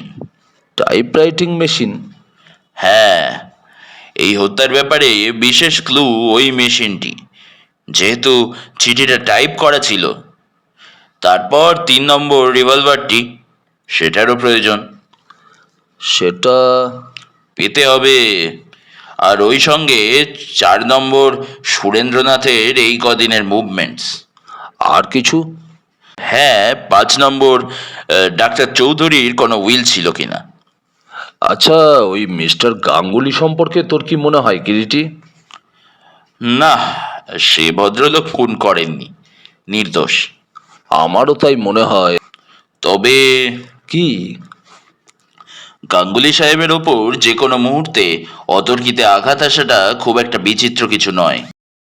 কেন? তার কারণ ডাক্তার চৌধুরীর চিঠির অর্ধেক তার নামে ছিল। ভালো কথা, ডাক্তার চৌধুরীর সে চিঠির অংশটা, মানে মিস্টার গাঙ্গুলির অংশটা তো তোরই কাছে আছে, তাই না? কিরিটি কথাটা বলে সুব্রতর মুখের দিকে তাকায়। হ্যাঁ, সঙ্গে দুটোর কপিই আছে। এই যে মিস্টার গাঙ্গুলির চিঠিটা ও মিস্টার রায়ের চিঠির নকল, যেটা মিস্টার গাঙ্গুলির কাছে পেয়েছিল, সুব্রত দুটোই পকেট থেকে বের করে কিরিটিকে দেয়। দেখি। কিরিটি কাগজ দুটো হাতে নিল, দেখতে থাকে। তারপর নিঃশব্দে গভীর মনোযোগের সঙ্গে কাগজ দুটো সামনের টেবিলের ওপর মেলে ধরে সুব্রত কিরিটিকে প্রশ্ন করে, কিছু কি বুঝতে পেরেছিস? আপাতত পারছি না বটে, তবে তবে এটা একেবারে অর্থহীন নয়, কিছু ইঙ্গিতই দিচ্ছে যেন মনে হয়। আমাকে একটা দিন ভাবতে দে সুব্রত, কাল সন্ধ্যায় বরং আসিস আরেকবার। বেশ, আমি তাহলে এখন উঠি। আয়, তবে যে পয়েন্টসগুলো বললাম মনে রাখিস। সুব্রত কোনো কথা না বলে নিঃশব্দে মাথা হেলিয়ে সম্মতি জানিয়ে ঘর থেকে বের হয়ে গেল। সুব্রতর গমনপথের দিকে চেয়ে থাকতে থাকতে মৃদুকণ্ঠে কিরিটি আবৃত্তি করে, পঞ্চস্বরে দগ্ধ করেছ একই সন্ন্যাসী, বিশ্বময় দিয়েছ তারে ছড়ায়ে।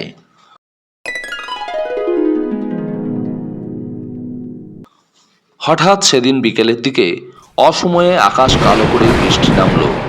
সেই ঝোড়ো হাওয়ার সনসনানি। সুব্রত আর কোথাও বের হলো না। তাড়াতাড়ি আহার শেষ করে শয্যার আশ্রয় নেয় এবং ঘুমিয়ে পড়ে। ঘুমটা ভেঙে গেল রাত 12টা নাগাদ, ক্রমাগত টেলিফোনের শব্দে। আহ! বিরক্ত হয়ে সুব্রত লেপের তলা থেকে উঠে গিয়ে ফোন ধরে। হ্যালো? কে মিস্টার রায়? আমি মৃণাল সেন কথা বলছি। কি ব্যাপার? কিছুক্ষণ আগে আগরপাড়া থানা থেকে চ্যাটার্জি ফোন করেছিল। মিস্টার গাঙ্গুলির সলিটারি কর্নারের ওপরে যাকে ওয়াচ রাখতে বলা হয়েছিল, সে খবর দিয়েছে চ্যাটার্জিকে গাঙ্গুলি নাকি আত্মহত্যা করেছে। সে কি? হ্যাঁ, আমি যাব। আপনি যাবেন? নিশ্চয়ই। আপনি আমায় তুলে নিয়ে যেতে পারবেন? পারি। তাহলে আসুন, আমি রেডি হয়ে নিচ্ছি। তাহলে তাহলে কিরিটির গতকালের ভবিষ্যৎবাণী ভুলে গেল। ফোনটা রেখে দিল সুব্রত। বাইরে তখনও বৃষ্টি ঝরছে। সুব্রতর মনে পড়ে ওই দিনের আগের দিন সন্ধ্যা রাত্রে কিরিটির কথাগুলো। কিরিটি বলেছিল গাঙ্গুলি সাহেবের ওপরেও যে কোনো মুহূর্তে আঘাত আসাটা কিছু বিচিত্র নয়। কথাটা যে সুব্রতর একেবারে মনে হয়নি তা নয়, কিন্তু সেটা এত তাড়াতাড়ি ভুলে গেল। তবে কি সত্যি সত্যি ওই চিঠির অঙ্কগুলোর মধ্যে কিছু আছে এবং গাঙ্গুলি আত্মহত্যা করেনি, নিহত হয়েছে? মিনিট 15-র মধ্যেই মৃণাল সেন পুলিশ ভ্যান নিয়ে এসে গেল। বাইরে তখনও সমানে ঝড় বৃষ্টির তাণ্ডব চলছে। শীঘ্রই কমবার কোনো সম্ভাবনাই নেই। ওদের গাড়ি খালি রাস্তা ধরে বৃষ্টির মধ্যেই যথাসম্ভব স্পিডে আগরপাড়ার দিকে ছুটে চলে। চলন্ত গাড়িতে বসেই একসময় মৃণাল সেনকে সুব্রত প্রশ্ন করে, কি ব্যাপার, চ্যাটার্জি ফোনে আপনাকে কি বলেছেন? সুব্রত প্রশ্নটা করে মৃণাল সেনের মুখের দিকে তাকায়। মৃণাল সেনকে ফোনে যা জানিয়েছিল জলধর চাটুর্যে, সংক্ষেপে সুব্রতকে সেসব কথা জানায় সে। সন্ধ্যা থেকে আগরপাড়াতেও জলঝড় শুরু হয়েছিল। বিকালের দিকে একবার গাঙ্গুলি পান্থনিবাসে গিয়েছিলেন, বোধহয় কফি পান করতে, এবং জলঝড়ের সম্ভাবনা দেখে তাড়াতাড়ি ফিরে আসেন সলিটারি কর্নারে কিছুক্ষণের মধ্যেই। তারপর ঝড় বৃষ্টি শুরু হলো। রাজেশ বলে যে ছেলেটি ওয়াচ করছিল বাড়িটা, ঝড় বৃষ্টির জন্য তাড়াতাড়ি গিয়ে পান্থনিবাসে আশ্রয় নেয়। ঘন্টা 2 পরে ঝড় বৃষ্টি একটু কমে। তখন সে আবার পান্থনিবাস থেকে বের হয়ে সলিটারি কর্নারের দিকে যায়। বৃষ্টি তখনও টিপটিপ করে পড়ছে। বাড়ির কাছে গিয়ে দেখে বাড়িটা অন্ধকার। প্রথমে রাজেশ ভেবেছিল ঝড় বৃষ্টির জন্য বোধহয় তাড়াতাড়ি মিস্টার গাঙ্গুলি খেয়ে দিয়ে শুয়ে পড়েছেন, কিন্তু তারপরই হঠাৎ নজরে পড়ে বাড়ির সদর দরজাটা হা হা করছে খোলা, হাওয়ায় খুলছে আর শব্দ করে বন্ধ হচ্ছে। ব্যাপারটা অস্বাভাবিক এবং রাজেশকে কেমন যেন সন্দিগ্ধ করে তোলে। সে এগিয়ে যায় এবং খোলা দরজা দিয়ে ভিতরে গিয়ে ঢোকে, কিন্তু বাড়ির মধ্যে ঢোকার পর সেখানেও দেখে অন্ধকার, কারও কোনো সাড়া শব্দ নেই, যেন একটা পরিত্যক্ত হানাবাড়ি। অবশেষে রাজেশ টর্চের আলোর সাহায্যে মিস্টার গাঙ্গুলির ঘরে গিয়ে পা দিয়েই থমকে দাঁড়ায়। ঘরের এক কোণে একটা রাইটিং টেবিল, তার সামনে চেয়ারে বসে গাঙ্গুলি, তার মাথাটা টেবিলের ওপর ন্যস্ত, বাঁ হাতটা টেবিলের ওপর বিস্তৃত এবং ডান হাতটা অসহায়ের মতো ঝুলছে। সেই হাতের মুঠোর মধ্যে ধরা একটা রিভলভার। টেবিলের কাঁচের ওপর রক্ত জমাট বেঁধে আছে অনেকটা জায়গা নিয়ে। সোফাতেও কিছু গড়িয়ে পড়েছে। কপালের মাঝামাঝি একটা বেশ বড় রক্তাক্ত ক্ষতচিহ্ন। ঘরের সব জানলাগুলো বন্ধ। পিছনের বাগানের দিককার জানলাটা খোলা, আর ঘরের দরজাটাও খোলা। সুব্রত জিজ্ঞেস করে, মিস্টার গাঙ্গুলির চাকরটা কোথায় ছিল ওই সময়? সে তখন ছিল না। ছিল না মানে? বাইরে গিয়েছিল এবং একটু পরেই ফিরে আসে। সে নাকি দুপুরের দিকে ছুটি নিয়ে কলকাতায় তার এক জ্ঞাতি ভাইয়ের সঙ্গে দেখা করতে গিয়েছিল। তাহলে বাড়িতে কেউ ছিল না ওই সময়ে, একমাত্র মিস্টার গাঙ্গুলি ছাড়া? না। তারপরই একটু হেসে মৃণাল সেন বলে, তখন যদি মিস্টার গাঙ্গুলিকে আপনি অ্যারেস্ট করতে দিতেন সুব্রতবাবু, তবে হয়তো এভাবে মিস্টার গাঙ্গুলি আমাদের ফাঁকি দিতে পারতেন না। ধরা পড়বার ভয়েই শেষ পর্যন্ত আত্মহত্যা করেছেন হয়তো ভদ্রলোক। না মিস্টার সেন, সুব্রত বলে, মহেন্দ্রনাথের হত্যাকারী উনি নন। এখনো আপনি তাই বলছেন? হ্যাঁ। তবে কে? আর যেই হোক, আপাতত বলতে পারি মিস্টার গাঙ্গুলি নন।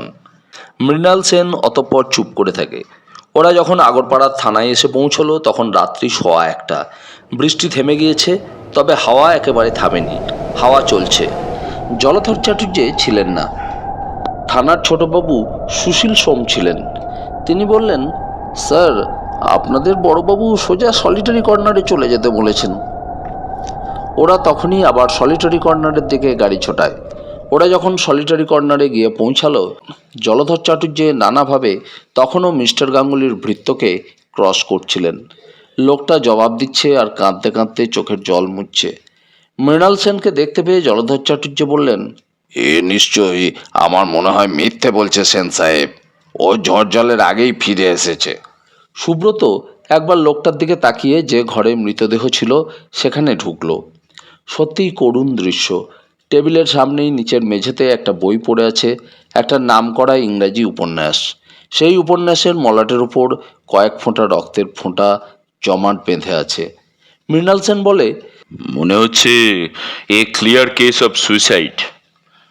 বোধহয় পড়তে পড়তে একসময় ডিসিশন নেন, তারপরই রিভলভারটা বের করে নিজের মাথায় গুলি করেছেন। সুব্রত মৃদুকণ্ঠে বলে, একটু যেন অস্বাভাবিক মনে হচ্ছে মিস্টার সেন। কি? পড়তে পড়তে হঠাৎ সুসাইড করা। হ্যাঁ, তাছাড়া সেরকম হলে বইটা মাটিতে না পড়ে হয়তো টেবিলের উপরেই থাকতো। তারপরই হঠাৎ মেঝের দিকে তাকিয়ে সুব্রত বলে, সারা ঘরময় এত পোড়া কাগজ কেন বলুন তো? সত্যিই তো, ঘরময় পোড়া কাগজ। সুব্রত তীক্ষ্ণ অনুসন্ধানী দৃষ্টিতে এদিক ওদিক তাকাতে তাকাতে দেখতে পেল ঘরের কোণে কি যেন পোড়ানো হয়েছে, তার সুস্পষ্ট চিহ্নও রয়েছে। এগিয়ে গেল সুব্রত সেদিকে। কিছু আধপোড়া কাগজও তখন সেখানে পড়ে আছে। কৌতূহল ভরে সুব্রত আধপোড়া কাগজগুলো তুলে নিল। বিক্ষিপ্তভাবে চোখে পড়ল কতগুলো অঙ্ক সেই পোড়া কাগজের বুকে। 15, 21, 20, 13। হঠাৎ মনে পড়ে সুব্রতর অঙ্কগুলো তার পরিচিত। ভাবতে গিয়ে সঙ্গে সঙ্গে মনে পড়ে সেই চিঠি দুটোর কথা। ডক্টর চৌধুরীর লেখা 2 বন্ধুকে 2খানা চিঠি। কিরিটি বলেছিল সেদিন একটা কথা, একেবারে অর্থহীন নয়, কিছুর ইঙ্গিত দিচ্ছে মনে হয়। তবে কি মিস্টার গাঙ্গুলি মরার আগে ওই অঙ্কগুলো থেকে কোনো কিছুর ইঙ্গিত পেয়েছিলেন? রহস্য যেন ক্রমশ স্পষ্ট হয়ে উঠেছিল। আবার মনে হয় সুব্রতর, মৃণাল সেন যা বলছে তাও তো হতে পারে, হয়তো মিস্টার গাঙ্গুলি আত্মহত্যাই করেছেন। কিন্তু পরক্ষণেই আবার মনে হয় আত্মহত্যাই বা হঠাৎ তিনি করতে যাবেন কেন? তিনি তো মিস্টার রায়ের হত্যাকারী নন। তবে আরও কতগুলো প্রশ্ন ওই সঙ্গে মনের মধ্যে জাগে। বইটা মাটিতে কেন? পোড়া কাগজগুলো কিসের ইঙ্গিত দিচ্ছে? ঘরের দরজাটা ও সদর দরজাটা খোলা ছিল কেন? ঘরটা অন্ধকার ছিল কেন? আরও কিছুক্ষণ পরে মৃতদেহ ময়নাতদন্তের জন্য পাঠাবার ব্যবস্থা করে এবং সলিটারি কর্নারে পুলিশ প্রহরা রেখে মৃণাল ও সুব্রত ফিরে এলো। মিস্টার গাঙ্গুলির ভৃত্যকেও অ্যারেস্ট করা হলো। গৃহে ফিরে প্রথমেই সুব্রত কিরিটিকে ফোন করলো। কি খবর? কিরিটি শুধোয়। সলিটারি কর্নারের ব্যাপারটা সুব্রত বলে। কি মনে হয় তোর কিরিটি? আত্মহত্যা? না, আত্মহত্যা নয়। আমারও তাই মনে হয়েছে। আর একটা মার্ডার। তোর অনুমান মিথ্যা নয় বলেই মনে হয় সুব্রত। পরের দিনই ময়নাতদন্তের রিপোর্ট পাওয়া গেল। Police surgeon doctor Majumdar report দিয়েছেন। মৃণাল সেন রিপোর্টটা নিয়ে এসেছে। মৃত গাঙ্গুলির ব্রেনের মধ্যে বুলেট পাওয়া গেছে। পকেট থেকে একটা বুলেট বার করে দেয় মৃণাল সেন। সুব্রত দেখল একই ধরনের বুলেট।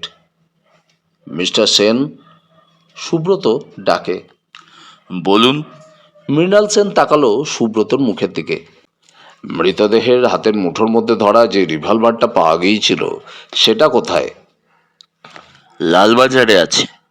চলুন সেটা নিয়ে একবার মেজর সিনহার ওখানে যাওয়া যাক। বেশ তো, চলুন। দুজনে উঠে পড়ে সোজা দুজনে লালবাজারে যায়। সেখান থেকে রিভলভারটা নিয়ে মেজর সিনহার গৃহে যায়। মেজর ওদের দেখে বলেন, কি ব্যাপার সুব্রত বাবু যে?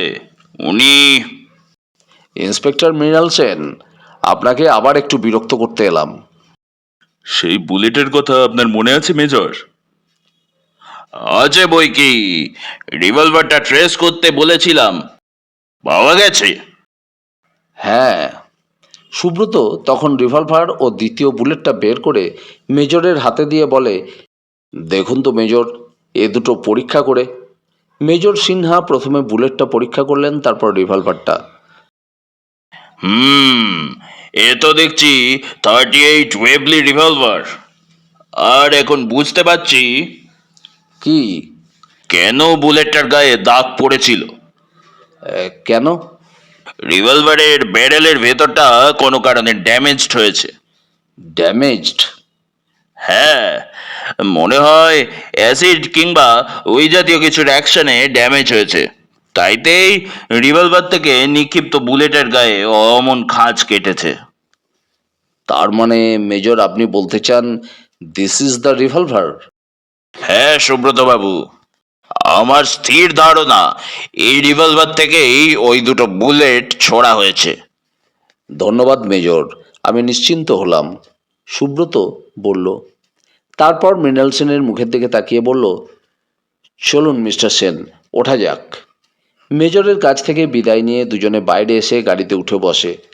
মিস্টার সেন, বলুন। আপনাকে একটা কাজ করতে হবে। কি? আজই বেরলিতে ভবেন্দ্রর ইউনিটে একটা জরুরি তার পাঠান। ওই রিভলভারের নাম্বারটা দিয়ে 563779, সুবেদার মেজর ভবেন্দ্র রায়ের যে রিভলভারটা হারিয়েছে সেটার ওই নম্বর কিনা, এবং ভবেন্দ্র ইউনিটে ফিরে গিয়েছে কিনা খবর নিন। নিশ্চয়ই, আজই পাঠাবো।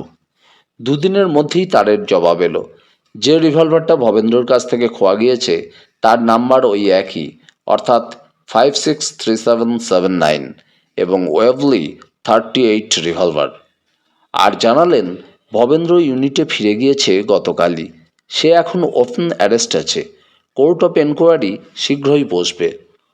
মিস্টার সেন প্রশ্ন করে, তবে কি ভবেন্দ্রই সুব্রতবাবু কি? তার বাপকে হত্যা করেছে? না না, না, তবে কে? দু একদিনের মধ্যেই আশা করি জানতে পারবেন। আমি তাহলে এবারে উঠি। আসুন। মৃণাল সেন অতঃপর বিদায় নিল। সুব্রত বলেছিল হত্যাকারী কে দু একদিনের মধ্যেই জানা যাবে, কিন্তু তার আর প্রয়োজন হলো না। ওই দিনই রাত্রে ঘটনাটা ঘটল। সুব্রত একাকী তার ঘরের মধ্যে বসে একটা রহস্য উপন্যাস পড়ছিল। সন্ধ্যার সময় অনেকক্ষণ ধরে কিরিটির সঙ্গে ফোনে কথা হয়েছে, অনেক আলোচনা হয়েছে। সবশেষে কিরিটি বলেছে, অঙ্কগুলোর রহস্য বোধহয় সলভ করতে পেরেছি। সুব্রত শুধিয়েছিল, কী রহস্য? কিরিটি জবাব দিয়েছে, আর 2 দিন ভাবতে চায়, তারপর। সুব্রতবাবু, কে? সুব্রত চমকে সামনে তাকায়। এ কি, আপনি এত রাত্রে? কি ব্যাপার? আসুন আসুন, দরজার গোড়ায় দাঁড়িয়ে কেন? ভেতরে আসুন। সুব্রত সাদর সম্ভাষণ জানায়। দরজার সামনে দাঁড়িয়ে কুন্তলা। কখন সে এসে দাঁড়িয়েছে সুব্রত টেরই পায়নি। গায়ে একটা দামি কাশ্মীরি শাল, শালটা মাথায় ঘোমটার মতো করে তুলে দেওয়া। কুন্তলা ঘরে এসে ঢুকলো। বসুন। কুন্তলা সামনের খালি চেয়ারটার ওপর বসে। ছোটদাকে আপনি বাঁচান সুব্রতবাবু। কথাটা বলতে বলতে দু হাতের মধ্যে মুখ ঢেকে কেঁদে ফেলে কুন্তলা। কুন্তলা কাঁদছে। সুব্রত নিজেকে যেন ঘটনার আকস্মিকতায় অত্যন্ত বিব্রত বোধ করে। কি বলবে, কি করবে বুঝে উঠতে পারে না। কেবল মৃদুকণ্ঠে কুন্তলাকে অনুরোধ জানায়, কুন্তলা দেবী, আমাকে সব কথা খুলে বলুন। কুন্তলা কোনো জবাব দেয় না, কাঁদতেই থাকে ফুলে ফুলে। প্লিজ বলুন। ধীরে ধীরে কুন্তলা এবার মুখ তুলল। তার চিবুক ও গণ্ড অশ্রুতে প্লাবিত, চোখের কোণে তখনও টলমল করে অশ্রু। সুব্রতবাবু, বলুন। ছোটদা সেদিন আপনাকে মিথ্যা কথা বলেছিল। আমি তা জানি কুন্তলা দেবী। জানেন? জানি বই কি, আর এও জানি গত 23শে ডিসেম্বর আপনার ভাই সমস্ত দিন সিঁথিতে তাঁর যে বন্ধুর বাড়িতে উঠেছিলেন সেখানে ছিলেন না, এবং তিনি যে আমাকে সে রাত্রে বলেছিলেন ওই সময় সিনেমাতে গিয়েছিলেন, তাও মিথ্যা। মিথ্যা? হ্যাঁ, মিথ্যা বলেছিলেন তিনি।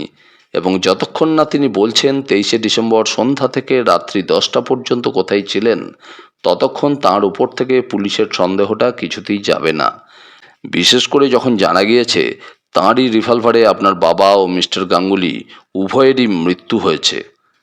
হ্যাঁ, ইন্সপেক্টর আমাদের বাড়িতে সন্ধ্যায় গিয়েছিলেন, তিনিও তাই বলে এলেন। কিন্তু আমি আপনাকে বলছি সুব্রতবাবু, ছোটদার চরিত্রে যত দোষই থাক না কেন, সে জুয়া খেলে, বেহিসাবি, অসংযমী, কিন্তু সে বাবাকে হত্যা করেনি। তার মনটা এত সফট, এত কোমল। কিন্তু পুলিশ তো মনের খবর নিয়ে কাজ করে না কুন্তলা দেবী, আর করবেও না। তারা ফ্যাক্ট নিয়ে সব বিচার করবে। ছোটদা রাত 10টা পর্যন্ত কোথায় ছিল জানি না সন্ধ্যা থেকে, কিন্তু কি বলুন, থামলেন কেন? বোধ করি তখন 11:30 হবে।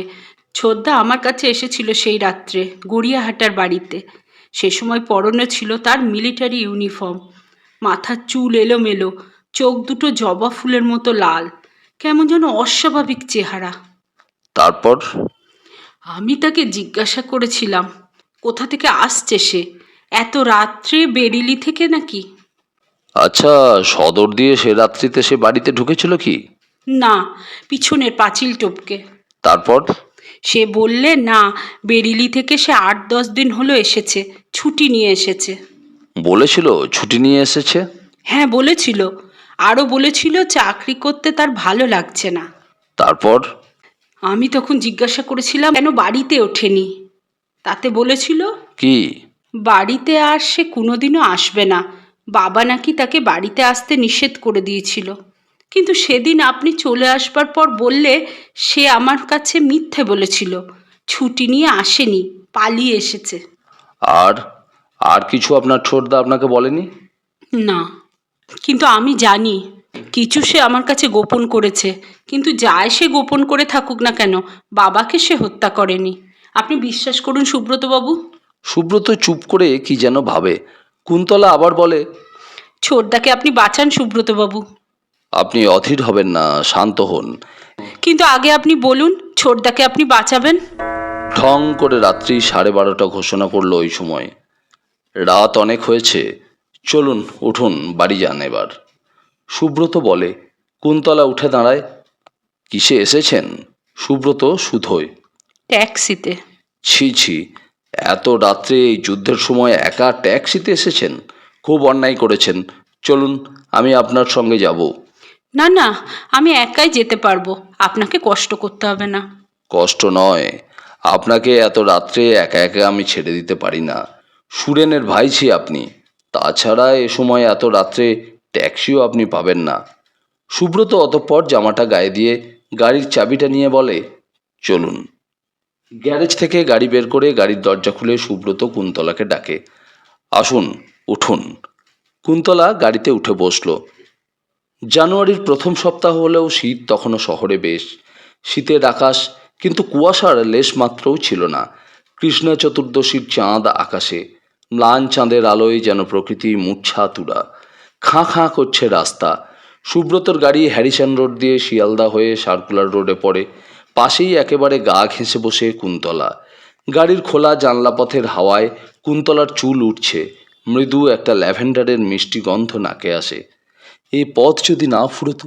সুব্রতর মনে হয় যদি অন্তহীন এ পথ হতো, আর এমনি করে কুন্তলা যদি তার পাশে থাকতো। ছি, এসব কি ভাবছে সে? মাথা তার খারাপ হয়ে গেল নাকি? কুন্তলা দেবী, বলুন। আপনি কিন্তু খুব অন্যায় করেছেন। অন্যায় করেছি? কুন্তলা ফিরে তাকায় উপবিষ্ট সুব্রতর মুখের দিকে। হ্যাঁ করেছেন। কতটুকুই বা আমার সঙ্গে আপনার পরিচয় বলুন তো? হুট করে এত রাত্রে আমার ওখানে চলে এসেছেন। আমি জানতাম কি? আপনার কাছে যেতে কারোরই কোনো ভয়ের কারণ থাকতে পারে না। জানতেন? হুম। কি করে জানলেন? পুরুষকে চিনতে কোনো মেয়েরই ভুল হয় না। কিন্তু আপনার কাছে আমার একটা অনুরোধ আছে। অনুরোধ? হ্যাঁ, কাকামণির বন্ধু আপনি, আপনি আমাকে আপনি বলবেন না আর, কিন্তু? তুমি বলবেন। বেশ। একটু থেমে আবার সুব্রত বলে, একটা কথা বলবো। কি? সেদিন অমন করে হঠাৎ রাত্রে তোমার ঘরে গিয়ে ঢুকেছিলাম বলে তুমি আমার ওপর খুব রেগে গিয়েছিলে না? হ্যাঁ। আমার তো ভয়ই হয়েছিল এক্ষুনি বুঝি দারোয়ান ডেকে বাড়ি থেকে আমাকে বের করে দেবে। কুন্তলা চুপ করে থাকে। কিন্তু এখন আর রাগটা নেই তো? কুন্তলা কোনো জবাব দেয় না। সে রাত্রে কুন্তলাকে তাদের গড়িয়াহাটের বাড়িতে নামিয়ে দিয়ে গেল সুব্রত।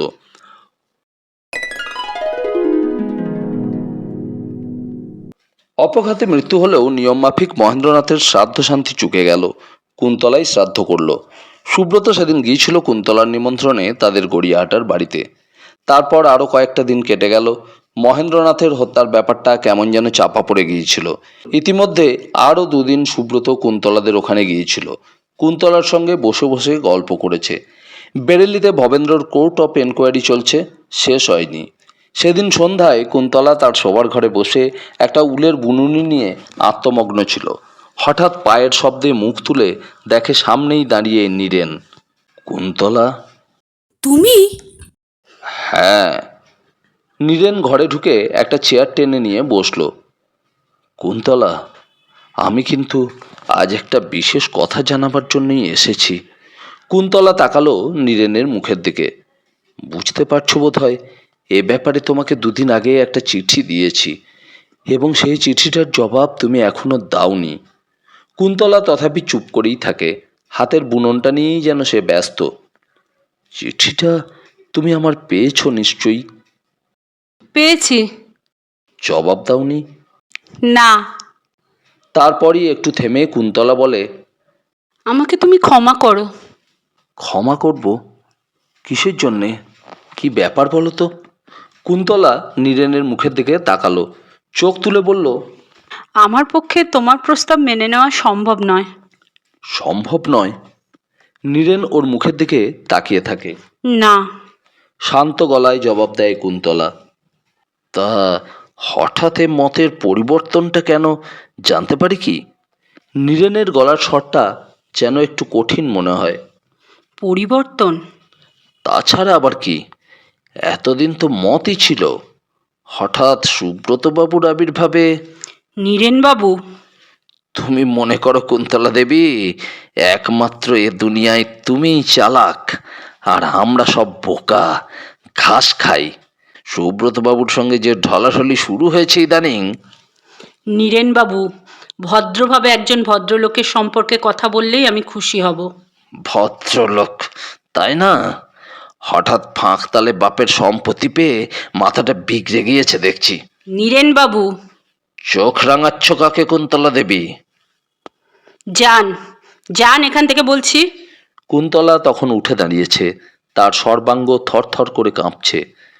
যাচ্ছি, তবে মনে রেখো কুন্তলা, এত সহজে নীরেন সান্যাল অপমান হজম করে নেয় না।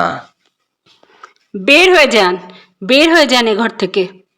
হঠাৎ যেন সব কিছু ভুলে চিৎকার করে ওঠে Kuntala. I am going now, but you will hear me again when I want you. আপাতত বিদায়। নীরেন সেন কথাগুলো বলে ঘর থেকে বের হয়ে যায়, আর ঠিক তার পর মুহূর্তেই সুব্রত এসে ঘরে প্রবেশ করে। কুন্তলা? কুন্তলা দু হাতে মুখ ঢেকে নিজেকে সামলাবার চেষ্টা করছিল। সুব্রতর ডাকে ভেঙে পড়ে, চেয়ারটার উপর বসে পড়ে ফুলে ফুলে কাঁদতে থাকে। সুব্রত কুন্তলার মাথায় একটা হাত রাখে। কি হয়েছে কুন্তলা? কুন্তলা জবাব দেয় না, কাঁদতেই থাকে। ওই দিন রাত্রে কিরিটির বাড়িতে সুব্রত আর কিরিটি কথা বলছিল। আসলে কিরিটিই বলছিল, সুব্রত শুনছিল। তাহলে তুমি বলছো মিস্টার গাঙ্গুলিকেও হত্যা করা হয়েছে?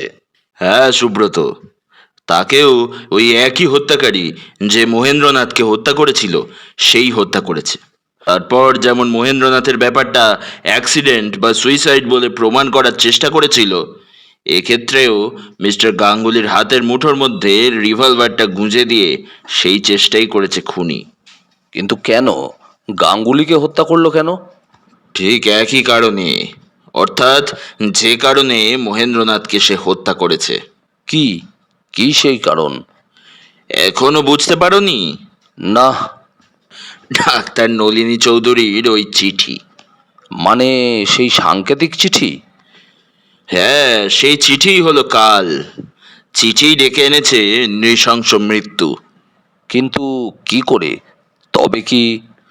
তাই, এবং আমার অনুমান যদি মিথ্যা না হয়, তো সম্ভবত মহেন্দ্রনাথ চিঠির সাংকেতিক পাঠ প্রথম উদ্ধার করতে পেরেছিলেন।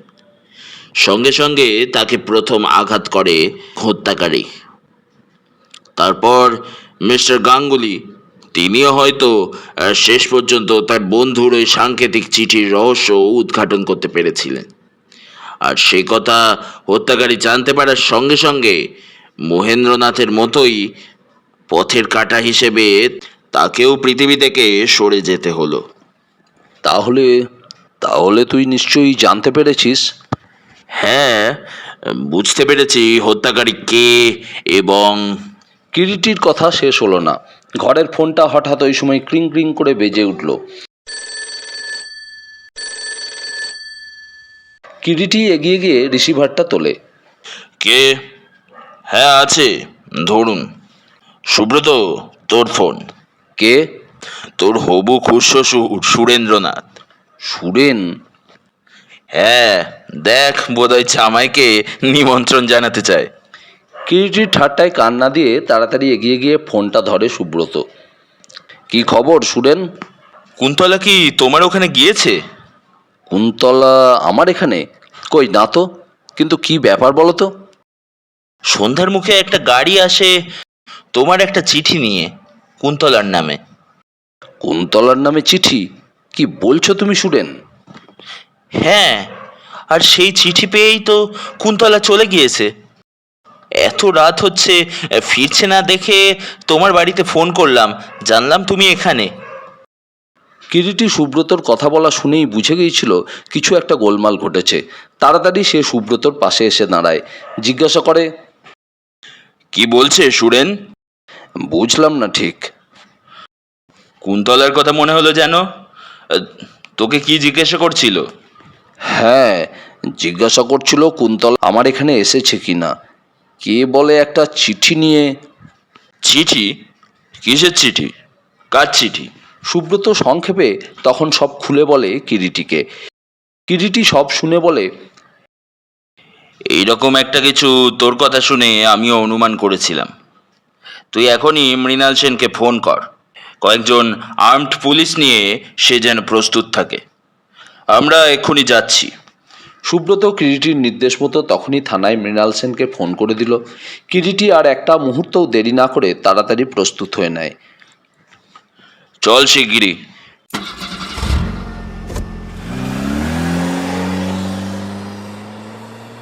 গাড়ি লালবাজারের দিকে ছুটে চলেছে। সুব্রতই গাড়ি চালাচ্ছিল, কিরিটি পাশে বসে।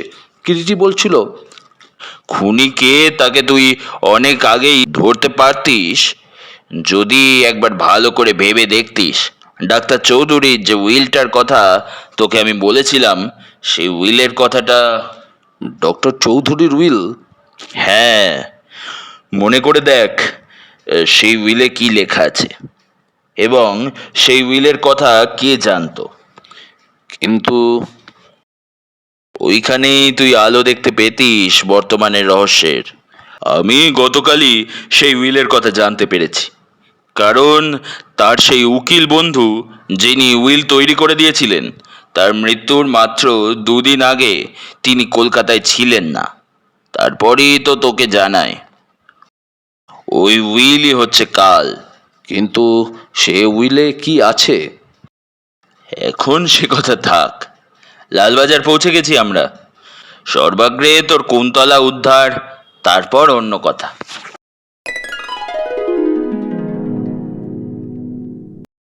মৃণাল সেন ফোনে নির্দেশ পেয়েই প্রস্তুত হয়েছিল। কিরিটি বলে, মিস্টার সেন, আপনি আমাদের গাড়িতে তাড়াতাড়ি উঠে পড়ুন। পুলিশ ভ্যান আমাদের ফলো করবে। মৃণাল সেন সুব্রতর গাড়িতে উঠে পড়ে। সুব্রত শুধু হয়, কোথায় যাব? শ্রীরামপুরে। শ্রীরামপুর? সুব্রত কেমন যেন বোকার মতোই প্রশ্নটা করে কিরিটির মুখের দিকে তাকালো। হ্যাঁ, খুব জোরে চালা। সুব্রত গাড়ি ছেড়ে দেয়।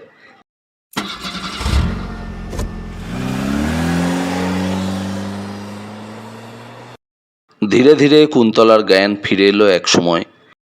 নিঃসংকোচিত্তেই গাড়িতে এসে উঠে বসেছিল কুন্তলা। সুব্রতর হাতের লেখা সে কখনো দেখেনি ইতিপূর্বে এবং চিনতও না। তাই সুব্রতরই লেখা ভেবে নিশ্চিন্ত বিশ্বাসে সে এসে গাড়িতে উঠে বসেছিল চিঠিটা পাওয়ার সঙ্গে সঙ্গেই। একবারও তার কথাটা মনে হয়নি সুব্রত তো বাড়িতেই ফোন ছিল, সুব্রত তাকে ফোন করেও জানাতে পারতো কথাটা। আর তেমন যদি প্রয়োজন হবে তো সুব্রত চিঠি দিয়ে পাঠাবে কেন? সে নিজেও তো আসতে পারতো ওর এখানে, আর সেটাই তো ছিল স্বাভাবিক। কিন্তু অতি বড় বিচক্ষণ ব্যক্তিও মাঝে মাঝে এমন হাস্যকর ভুল করে ঘটনাচক্রে। কুন্তলাকেও তাই বোধহয় তেমন দোষ দেওয়া যায় না। পরে সুব্রত যখন কুন্তলাকে জিজ্ঞেস করেছিল, তুমি এত বড় ভুল করেছিলে কি করে কুন্তলা? কি জানি কেন, বোধহয় কি? তুমি ডেকেছো তাই কোনো কিছুই আর মনে হয়নি সে সময়। কিন্তু আমরা যদি একটু দেরি করতাম তাহলে? কি আর হতো? কিছু হতো না বুঝি? না। সত্যি? সত্যি বলছো? কুন্তলা মুখটা ফিরিয়ে নিয়েছিল। তারপর কুন্তলা জ্ঞান ফিরে আসার পর দেখলো একটা ঘরে শয্যার উপর সে শুয়ে আছে। কেমন করে কিভাবে সে এখানে এলো কিছুই যেন মনে পড়ছে না। প্রথমটাই সব অস্পষ্ট ধোঁয়াটে, কিছুই চিন্তা করতে পারে না। তারপর মনে পড়ে গাড়ির মধ্যে যে দ্বিতীয় ব্যক্তি অন্ধকারে বসেছিল এবং যাকে সে দেখতে পায়নি তাড়াহুড়োয়, সে যেন তাকে গাড়িতে ওঠার প্রায় সঙ্গে সঙ্গেই অন্ধকারে অকস্মাৎ জাপটে ধরে তার নাকের ও মুখের ওপর কি একটা চেপে ধরেছিল। সঙ্গে সঙ্গেই যেন নিঃশ্বাস বন্ধ হয়ে গিয়েছিল কুন্তলার। একটা উগ্র মিষ্টি গন্ধে যেন সব কিছু কেমন গুলিয়ে গিয়েছিল, তলিয়ে গিয়েছিল ও হারিয়ে গিয়েছিল। চেতনা অন্ধকার হয়ে গিয়েছিল। অনেক অনেক দূর থেকে যেন ঝাপসা অস্পষ্টকার গলা শোনা যায়। কে যেন কাকে বলছে, কি হলো ঠাকুরমশাই, তাড়াতাড়ি করুন। ভামিনী, এই ভামিনী, কে? দেখ জ্ঞান ফিরল কিনা। দরজা খোলার শব্দ। চোখ মেলে তাকায় কুন্তলা। ঘরের মধ্যে অল্প শক্তির একটা আলো জ্বলছে। আলোটা তবু যেন চোখে লাগে ওর। কে এসে যেন পাশে দাঁড়ালো। দিদিমণি, দিদিমণি। কর্কশ মেয়েলি গলায় কে যেন ডাকে কুন্তলাকে। কি গো, ঘুম ভাঙলো? পূর্বের সেই কর্কশ নারীর কণ্ঠ। আমি আমি এখন কোথায়? ক্ষীণ কণ্ঠে প্রশ্ন করে কুন্তলা। কোনো মতে আস্তে আস্তে শয্যার ওপর উঠে বসে কুন্তলা। মাথাটা যেন তখনও ঝিমঝিম করছে। এই যে জ্ঞান ফিরেছে দেখছি। কে? কেন চিনতে পারছো না? নীরেন বাবু। হ্যাঁ, যাক চিনেছ তাহলে। আমি কোথায়? আমার বাড়িতে। আপনার বাড়িতে? হ্যাঁ। এর মানে কি নীরেন বাবু? মানে তো অত্যন্ত সহজ। নীরেন বাবু। হ্যাঁ, যখন আমার কথায় সম্মত হলে না, বুঝলাম সুব্রত তোমার মাথাটা রীতিমতো বিগড়ে দিয়েছে। সোজা আঙুলে ঘি গলবে না, তাই অন্য উপায়ে তোমাকে এখানে ধরে নিয়ে আসতে বাধ্য হলাম। তাহলে এসব আপনারই কীর্তি? উপায় কি? কিন্তু জানতে পারি কি, এভাবে কৌশলে আমাকে ধরে নিয়ে এসে কি লাভ হবে আপনার? লাভ তা আছে বই কি, নচেত এত ঝামেলা পোহাবো কেন? শুনুন নীরেন বাবু, ভালো চান তো আমার যাবার ব্যবস্থা করুন। যাবে? তা যাবে বই কি, তবে অন্য কোথাও নয়, আমারই সঙ্গে, আমারই ঘরে। আপনার ঘরে? হ্যাঁ, শোনো, আমার একটা প্রস্তাব আছে। প্রস্তাব? হ্যাঁ, আমি তোমাকে বিয়ে করতে চাই। বিয়ে? হ্যাঁ। কুন্তলা ততক্ষণে উঠে দাঁড়িয়েছে, দরজার দিকে এগিয়ে যায়। ওদিকে যাচ্ছ কোথায়? নীরেন বলে। দরজা বন্ধ। দরজা খুলে দিন নীরেন বাবু। দেখো কুন্তলা, আমি তোমার সঙ্গে কোনো রকম খারাপ ব্যবহার করতে চাই না। ধর্ম তো আইনসঙ্গতভাবে তোমাকে বিয়ে করতেই চাইছি, আর তাতে যদি তুমি রাজি না হও তাহলে। তাহলে? কুন্তলা গ্রীবা বেঁকিয়ে তাকালো নীরেনের দিকে। তাহলে আজ রাত্রে জোর করে তোমাকে। You scoundrel! স্কাউন্ড্রালি বলো আর যাই বলো সুন্দরী, সুব্রতর আশা ছাড়ো। যা বলছি এখনো শোনো। Try to be reasonable, rational. আবার চাপা গর্জন করে ওঠে ঘৃণায় কুন্তলা। ইতর, নীচ! তার সর্বাঙ্গ তখন থরথর করে আক্রোশে উত্তেজনায় কাঁপছে। শোনো, আমার প্রস্তাবে যদি রাজি না হও তো যেন আমি যা একটু আগে বলেছি তাও করব না। কেবল তোমার নারীত্বের আর সতীত্বের দম্ভকে চূর্ণ করে ছেঁড়া জুতোর মতোই রাস্তায় ফেলে দেব। I shall throw you in the dust. নীরেনের কথা শেষ হলো না।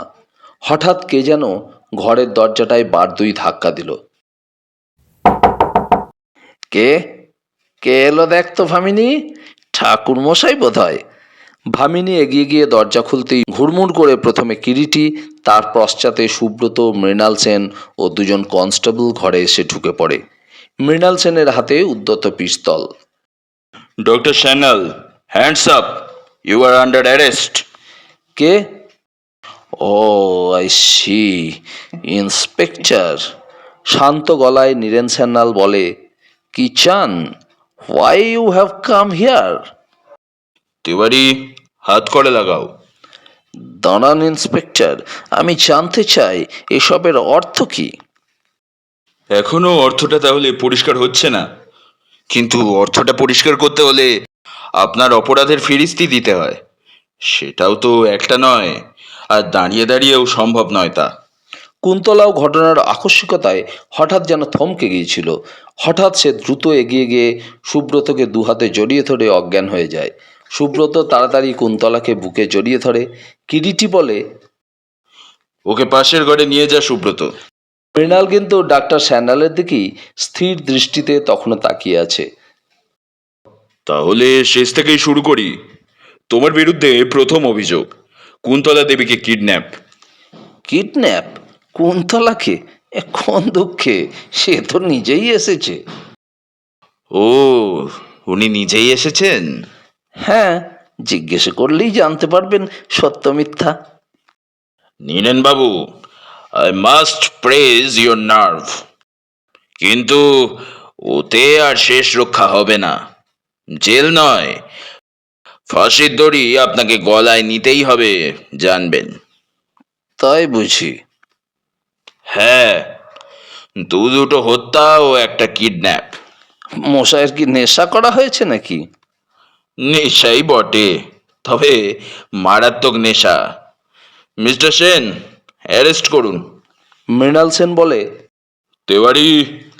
কিন্তু তেওয়ারি এগোবার আগেই আচমকা নীরেন সান্যাল পকেট থেকে কি একটা বের করে চট করে মুখে পুড়ে দেয়, এবং ব্যাপারটা কেউ কিছু বোঝবার আগেই নীরেনের দেহটা সশব্দে মেঝেতে পড়ে যায়। বার দুই আক্ষেপ, তারপরই সব স্থির। ঘটনার আকস্মিকতায় ঘরের মধ্যে সবাই যেন বিমূঢ়, হতবাক। কিরিটি মৃদু কণ্ঠে বলে, সম্ভবত সাইনাইড, অল ফিনিশড। মহেন্দ্রনাথ ও মনীন্দ্র গাঙ্গুলির হত্যাকারীকে আমরা ধরেও ধরতে পারলাম না মিস্টার সেন। মৃণাল সেন চমকে ওঠে। কি বলছেন কিরিটি বাবু? হ্যাঁ mister Sen, he is the man যে মহেন্দ্রনাথ ও মনীন্দ্র গাঙ্গুলিকে হত্যা করেছে।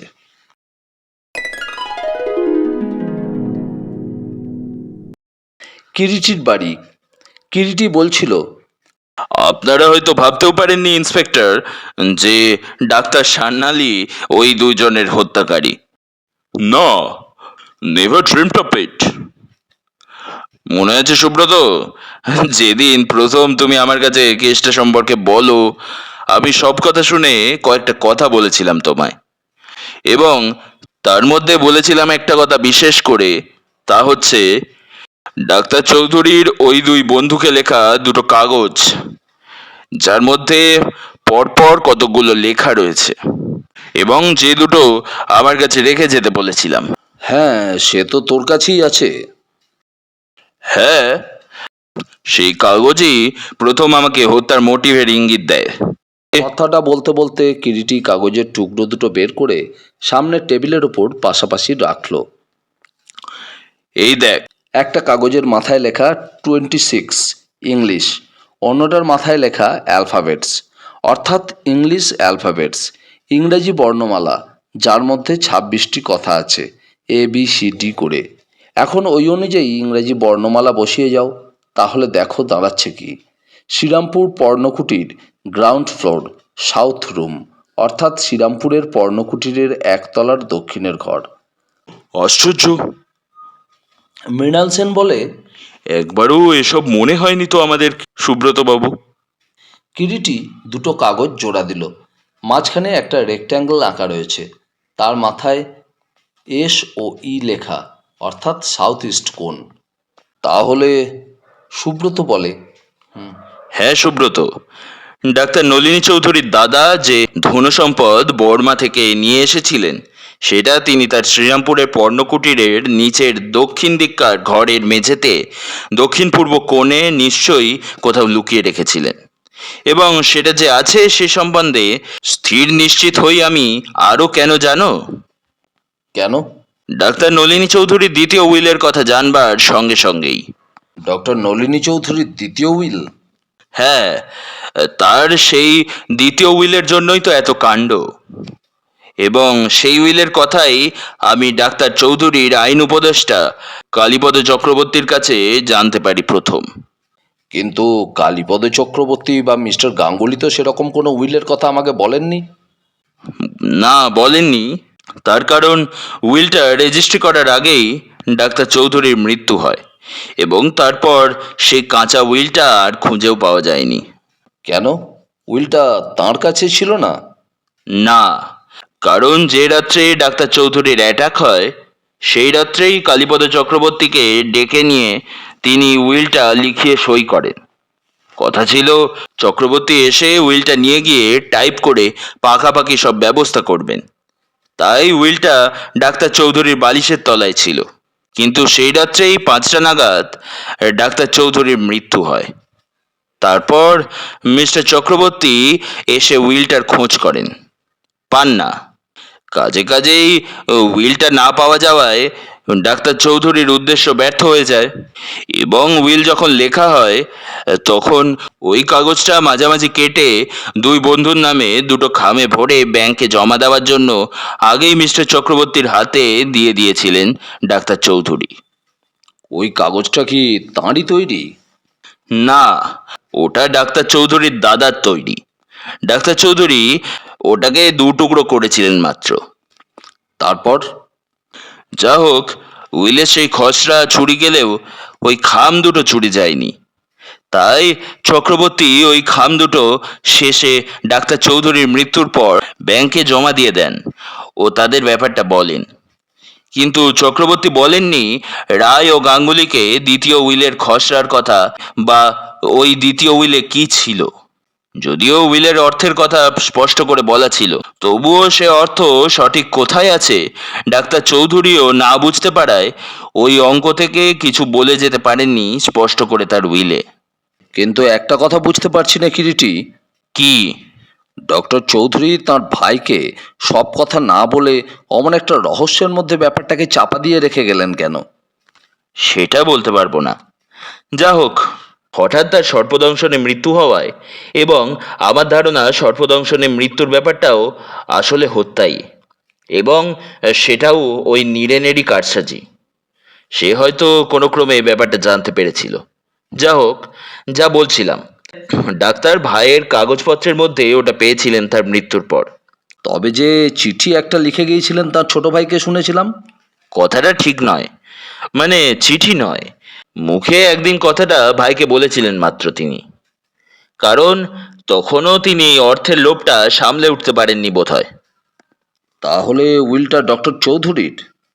সুব্রতর কথায় বাধা দিয়ে কিরিটি বলে, অবশ্যই ডাক্তার চৌধুরীর ভাগ্নে আমাদের সকল রহস্যের মেঘনাদ নীরেন সান্যালি সরিয়েছিল। কিন্তু শুধু উইলে কি হবে? আসল তথ্য তো ছিল ওই দুই বন্ধুর নামে ডাক্তার চৌধুরীর ব্যাংকে সেই 2 খণ্ড কাগজে। আর সেই কারণেই পরপর 2টি নৃশংস হত্যাকাণ্ড সংগঠিত হলো। এখন দেখা যাক নীরেন ডাক্তারই যে মহেন্দ্র রায়ের হত্যাকারী আমি তা কি করে জানতে পারলাম, অথবা তাকে সন্দেহ করলামই বা কেন। যখন জানা গেল মহেন্দ্রনাথ নিহত হয়েছেন তখন স্বভাবতই তার আত্মীয় স্বজনদের ওপরেই সন্দেহ জাগে প্রথমত, যেহেতু তিনি ছিলেন বিত্তবান এবং তার মৃত্যুতে তারা প্রত্যেকেই লাভবান হতো। তাহলেও সন্দেহের ব্যাপারটা মনে মনে বারবার বিশ্লেষণ করলাম। ছোট ভাই সুরেন্দ্র, 2 ছেলে সৌরীন্দ্র এবং ভবেন্দ্র এবং মিস্টার মুখার্জি ও তার বন্ধু মিস্টার গাঙ্গুলি, সকলের ওপরই সন্দেহ জাগে। বড় ছেলে ও ভাই সুরেন্দ্রকে অনায়াসেই বাদ দেওয়া যেতে পারে, কারণ তাদের পক্ষে ব্যাপারটা সম্ভবপর ছিল না। তারপরেই ধরা যাক প্রথমে ছোট ছেলে ভবেন্দ্রর কথা, বিশেষ করে তার ওই রিভলভারটির জন্য। আসলে কিন্তু রিভলভারটি হারায়নি। তবে রিভলভারটা নীরেন সান্যাল বেরিলিতে গত মাসে ভবেন্দ্রর সঙ্গে দেখা করতে গিয়ে নিয়ে আসে। বেশ কিছু টাকা দিয়ে কিছুদিনের জন্য চেয়ে নিয়ে আসে। টাকার প্রয়োজন ছিল ভবেন্দ্রর, তাই সে দিয়ে দেয়। তাছাড়া সে ভেবেছিল সেটা তো আবার ফিরে পাবেই। ফিরে পাবে? হ্যাঁ, সেরকমই ভবেন্দ্রকে বুঝিয়েছিল নীরেন সান্যাল। আপনি এ কথা কি করে জানলেন? বেরিলিতে গিয়ে ভবেন্দ্রের সঙ্গে দেখা করে সব জেনেছি। আর সেই জন্যই, মানে রিভলভারটা ফিরে পাওয়ার জন্যই ভবেন্দ্র কলকাতায় এসেছিল। কিন্তু রিভলভার ফিরিয়ে দেয়নি নীরেন সান্যাল। তাহলে? হ্যাঁ সুব্রত, এক ঢিলে দুই পাখি মারতে চেয়েছিল নীরেন ডাক্তার। সে জানতো বাপে ছেলেতে বিরোধ, আর এও জানতো ভবেন্দ্রর অনেক ধার। এই দুটো সুযোগ নিয়ে সে বেশ কিছু মোটা টাকা দিয়ে ভবেন্দ্রর কাছ থেকে রিভলভারটা বাগিয়ে আনে মহেন্দ্রনাথ এবং মনীন্দ্র গাঙ্গুলিকে হত্যা করবার জন্য, এবং সেই হত্যার অপরাধ বেচারি ভবেন্দ্রর ঘাড়ে চাপানোর জন্য। তাতে করে সে ভেবেছিল কাজও হাসিল হবে, আর তাকেও কেউ সন্দেহ করবে না। কি সাংঘাতিক! হ্যাঁ, চমৎকার প্ল্যান করেছিল নীরেন সান্যাল, কিন্তু মারাত্মক দুটো ভুল করে ফেলেছিল সে। দুটো ভুল? এক নম্বর, নিজের টাইপরাইটিং মেশিনে চিঠিটা টাইপ করে, সেই চিঠি মিস্টার রায়কে পাঠিয়ে দিয়ে, এবং 2 নম্বর, তার মামার কাঁচা উইলটাকে সরিয়ে ফেলে। কিরিটি একটু থেমে বলতে লাগলো, যে মুহূর্তে ব্যাংকে চিঠি দুটোর রহস্য আমার কাছে পরিষ্কার হয়ে যায়, তখনই একটা কথা আমার মনে হয়, ওই ডাক্তার চৌধুরীর ভাইয়ের অর্থই হলো হত্যার মূল, এবং সে কথা কে কে জানতো? মহেন্দ্রনাথ ও মনীন্দ্র গাঙ্গুলি ছাড়া জানতো নিশ্চয়ই ডাক্তার নীরেন। কথাটা মনে হওয়ার সঙ্গে সঙ্গেই তার উপর আমার সন্দেহ হয়। কিরিটির কথা শেষ হলো, সকলেই নির্বাক।